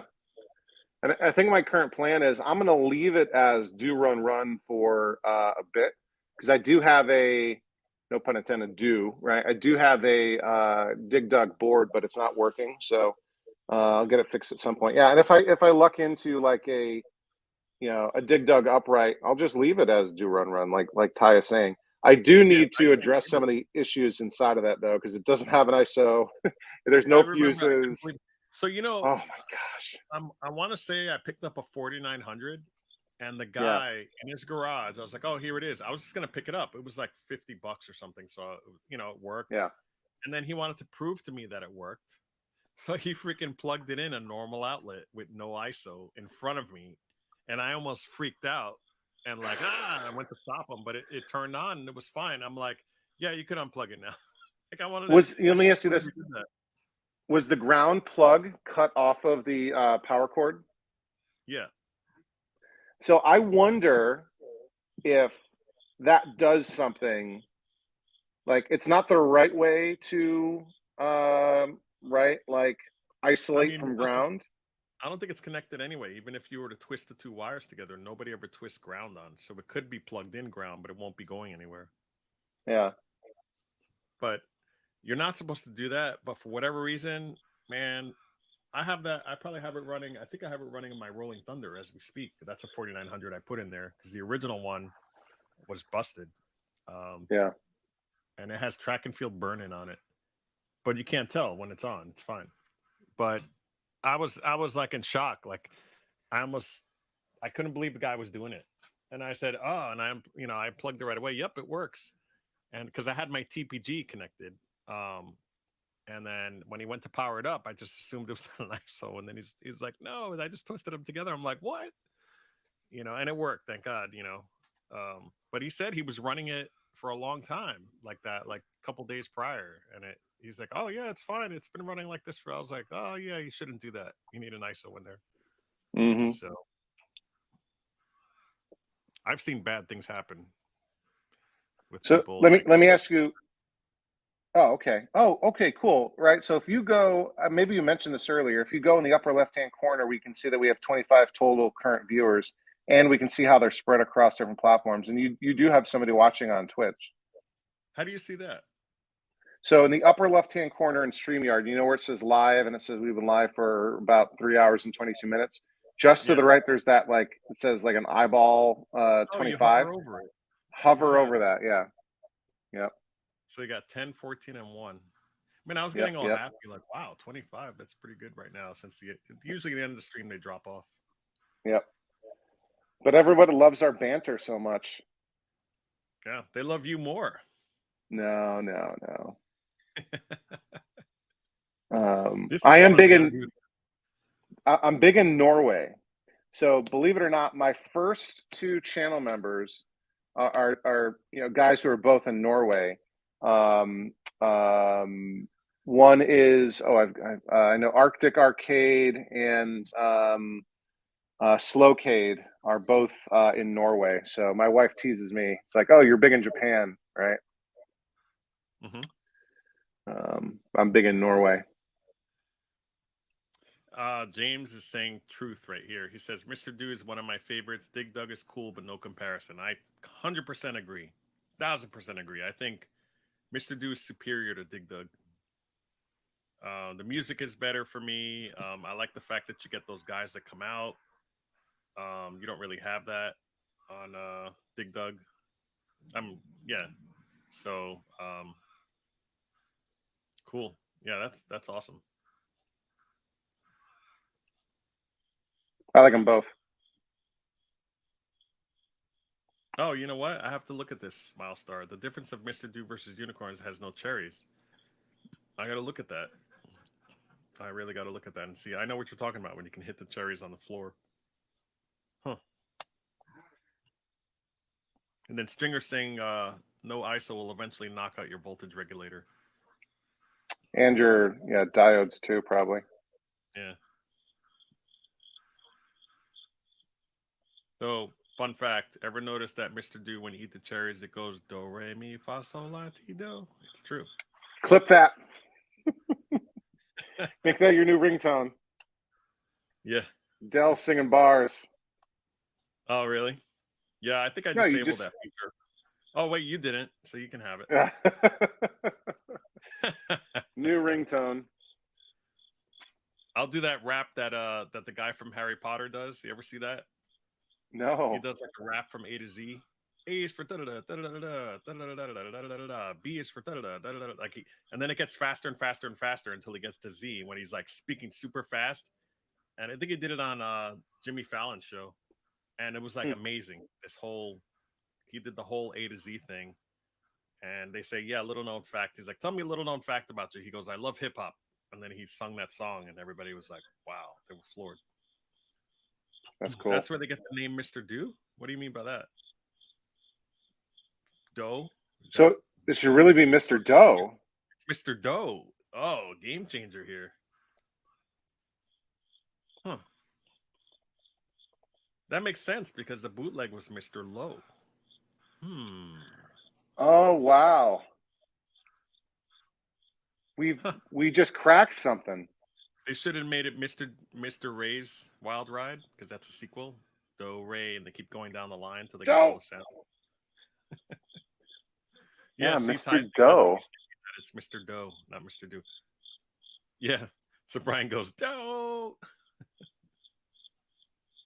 Nice. That'd be funny to do some kind of like sprite hacking, and instead of have it Mr. Doe, and you have like Simpsons sprites. Yeah, they did that with Tapper. There's a Tapper you can change out the sprites. And they're trying to add Simpsons Tapper to the bit kit. In China is Mr. Ho. It would be Mr. Who, H-U. Horton hears a who. So as I laughed, I can hear my Rolling Thunder bad guy laughing like every minute. So I laughed at the same time. That's happened a couple of times, and each time I do a double take, and I'm like, oh, does Dell have a buddy hanging out with him in the basement who just doesn't want to come on camera? Oh, he's laughing at his jokes.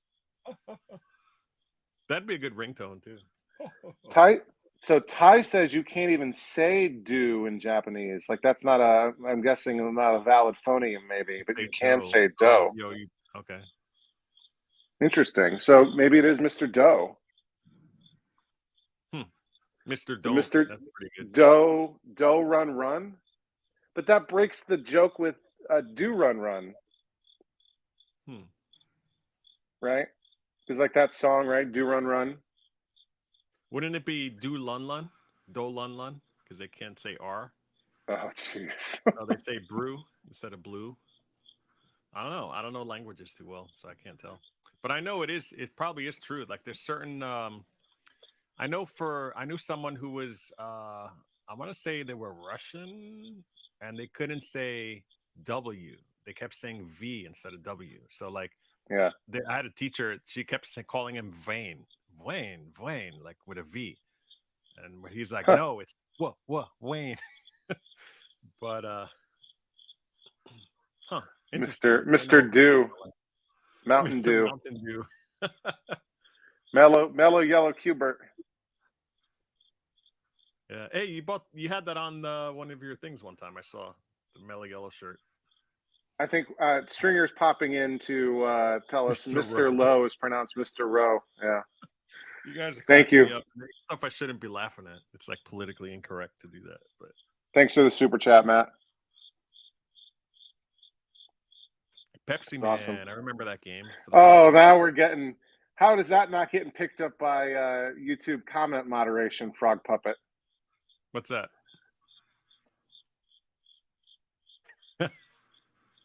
Pepsi Man, there you go. I would not display that one. That's funny. Actually, though. I used to rap as a kid. I'm pretty good. Did you? Give us something. No, thanks. I'd love to see Del rap, but I'm content with having seen him jam on the bass. When did I jam? Oh, that's right.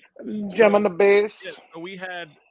I have it right here. Actually, I have a DVD that I made of my band that I had. I used to perform all the time in college, and we were at Lyric Studios. It's a place in Queens, and all you have to do is basically just bring like your guitar, and they have amps and everything, and just plug it in. So I played bass, and I was there jamming and singing and stuff, doing all kinds of cool stuff with Jimi Hendrix. We played Cream, with Clapton. So he's just kidding around. He said, "I'd love to see him rap."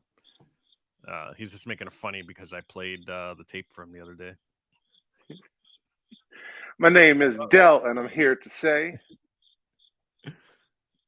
Don't get me started on Puckman. Ha ha ha. That's funny. All these LCDs get out my way. No, we were good. You We got won a the battle of the band. 16-1, and you think you were boss. I'm serious. I performed at here. I'll switch back to this. I performed at the late Village Gate before they shut down. We won the Battle of the Bands there a couple times. Wow. Kenny's Castaways. I played on the same stage at CBGB's in Manhattan before they shut that down. Yeah. So I was on the same stage as Jimi Hendrix. It's crazy. Legit. I played at Cafe Wa. That's another place we did a gig at. So it was fun. I mean, everybody's like, "Oh, are you good playing bass?" I'm like, "What kind of question is that? Like, what do you say?" "Yeah, I'm good." So I'm like, "I'm all right." And then they see you perform, they're like, "Wow, you're pretty good." But yeah, Melt their faces off. In junior high school, I played bass. I played drums, bass, piano. Like, I play everything but like instrument, like woodwind. So I played the tenor sax in the middle school jazz band. I was gonna guess clarinet. No. Nope. Tenor sax. Nice. Yeah, man. It's so funny. Oh, go ahead. I was gonna say I've never really been musically gifted though. Yeah, my son plays trombone. Can't dance either. And piano. There you go. Yeah. Will Riker played trombone.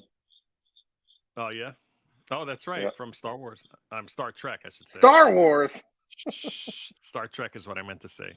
It's the alcohol. There you go.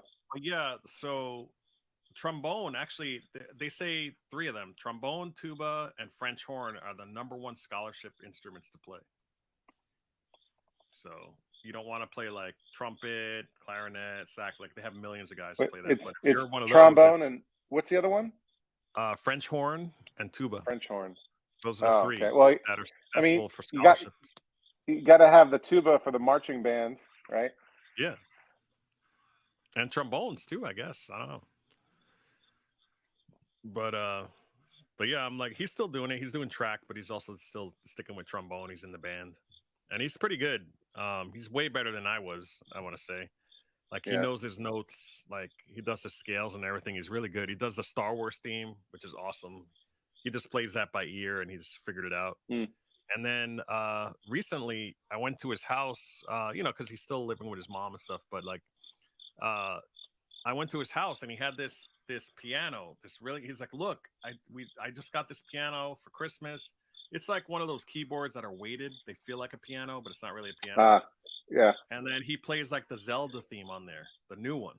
And he's playing it, and I'm like, "How did you learn this? Did you read music or something?" He's like, "No, YouTube. I saw people playing it on YouTube and copied them." And he could play the whole thing. He blew me away. It's a natural. So, yeah. And he can read music too. So, but I asked him, like, "Where's the paper for that? Why aren't you reading?" And he's like, "Oh, I know it by heart. I learned it on YouTube." So there you go. YouTube is a great platform for everything. So Darren's saying love Riker and Star Wars. He's the Force #1. Stringer Films was saying he was going to name his kid K7000. I guess the full name would be Wells K7000 Stringer. Oh, Stringer, that's why I can hear crickets in the background.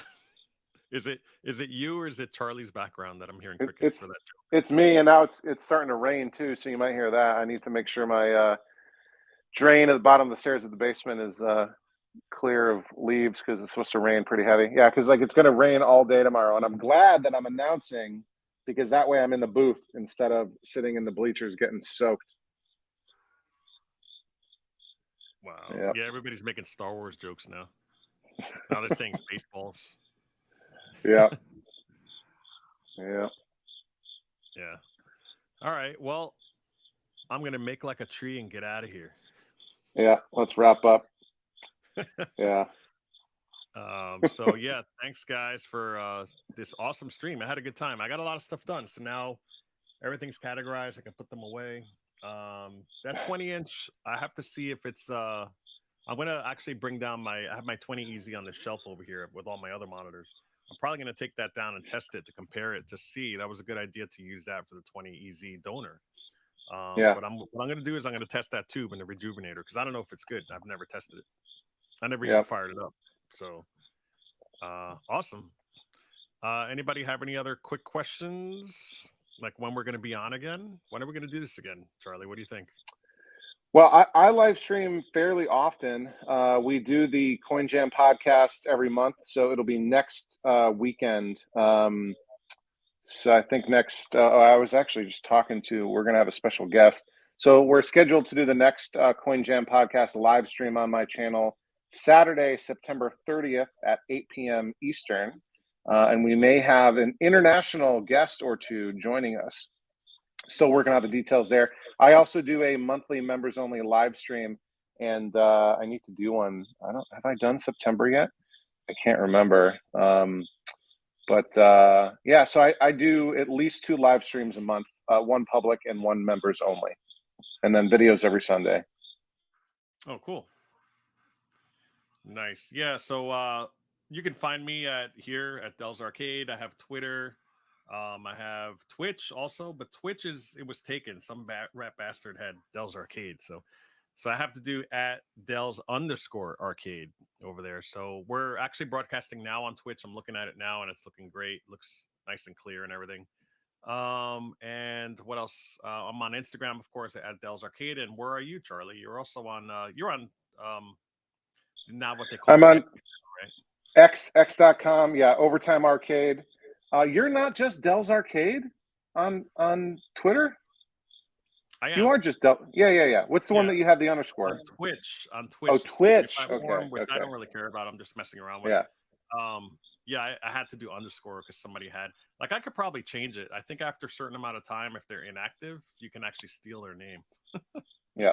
I'm Mr. Steal Your Name. Yeah. So not Mr. Steal Your Girl. Yeah, exactly. I'm not going to sing that song now. I think Ty's telling me not to schedule my videos during football games. Football games. The problem though is I go to my YouTube, and this is something you taught me, Dell. You go to YouTube Analytics, you click on Audience, you scroll down, and you find the time that most of your people are online. And for my folks, the hotspot is Monday afternoon or Sunday afternoon. Although there's other times too, but. Yeah, maybe what I'll do is I'll say my video this week is late. I'll release it to channel members on Sunday and then to the public on Monday. But then I don't know what that's going to do to views. So, well, fun fact. I mean, if you want me to join any of your streams, I can't do it on Sunday because I'm working those football games. There you go. I'm broadcasting them for all you guys to millions of people. So typically Thursday nights are bad because you got Thursday night football, Sunday night football. And then Monday Night Football. Other stuff. Yeah. So it's always crazy. Yeah. And I'm on the other end of the spectrum. You always watch the replay, you know. You just can't other end of the spectrum with youth football. So Dell's got the pros, and I got the 8-year-olds. Yeah. So Ty, you could always, if you want, email us, or send a message if you want some questions answered, and we'll answer them live, and then you just watch the replay later. There you go.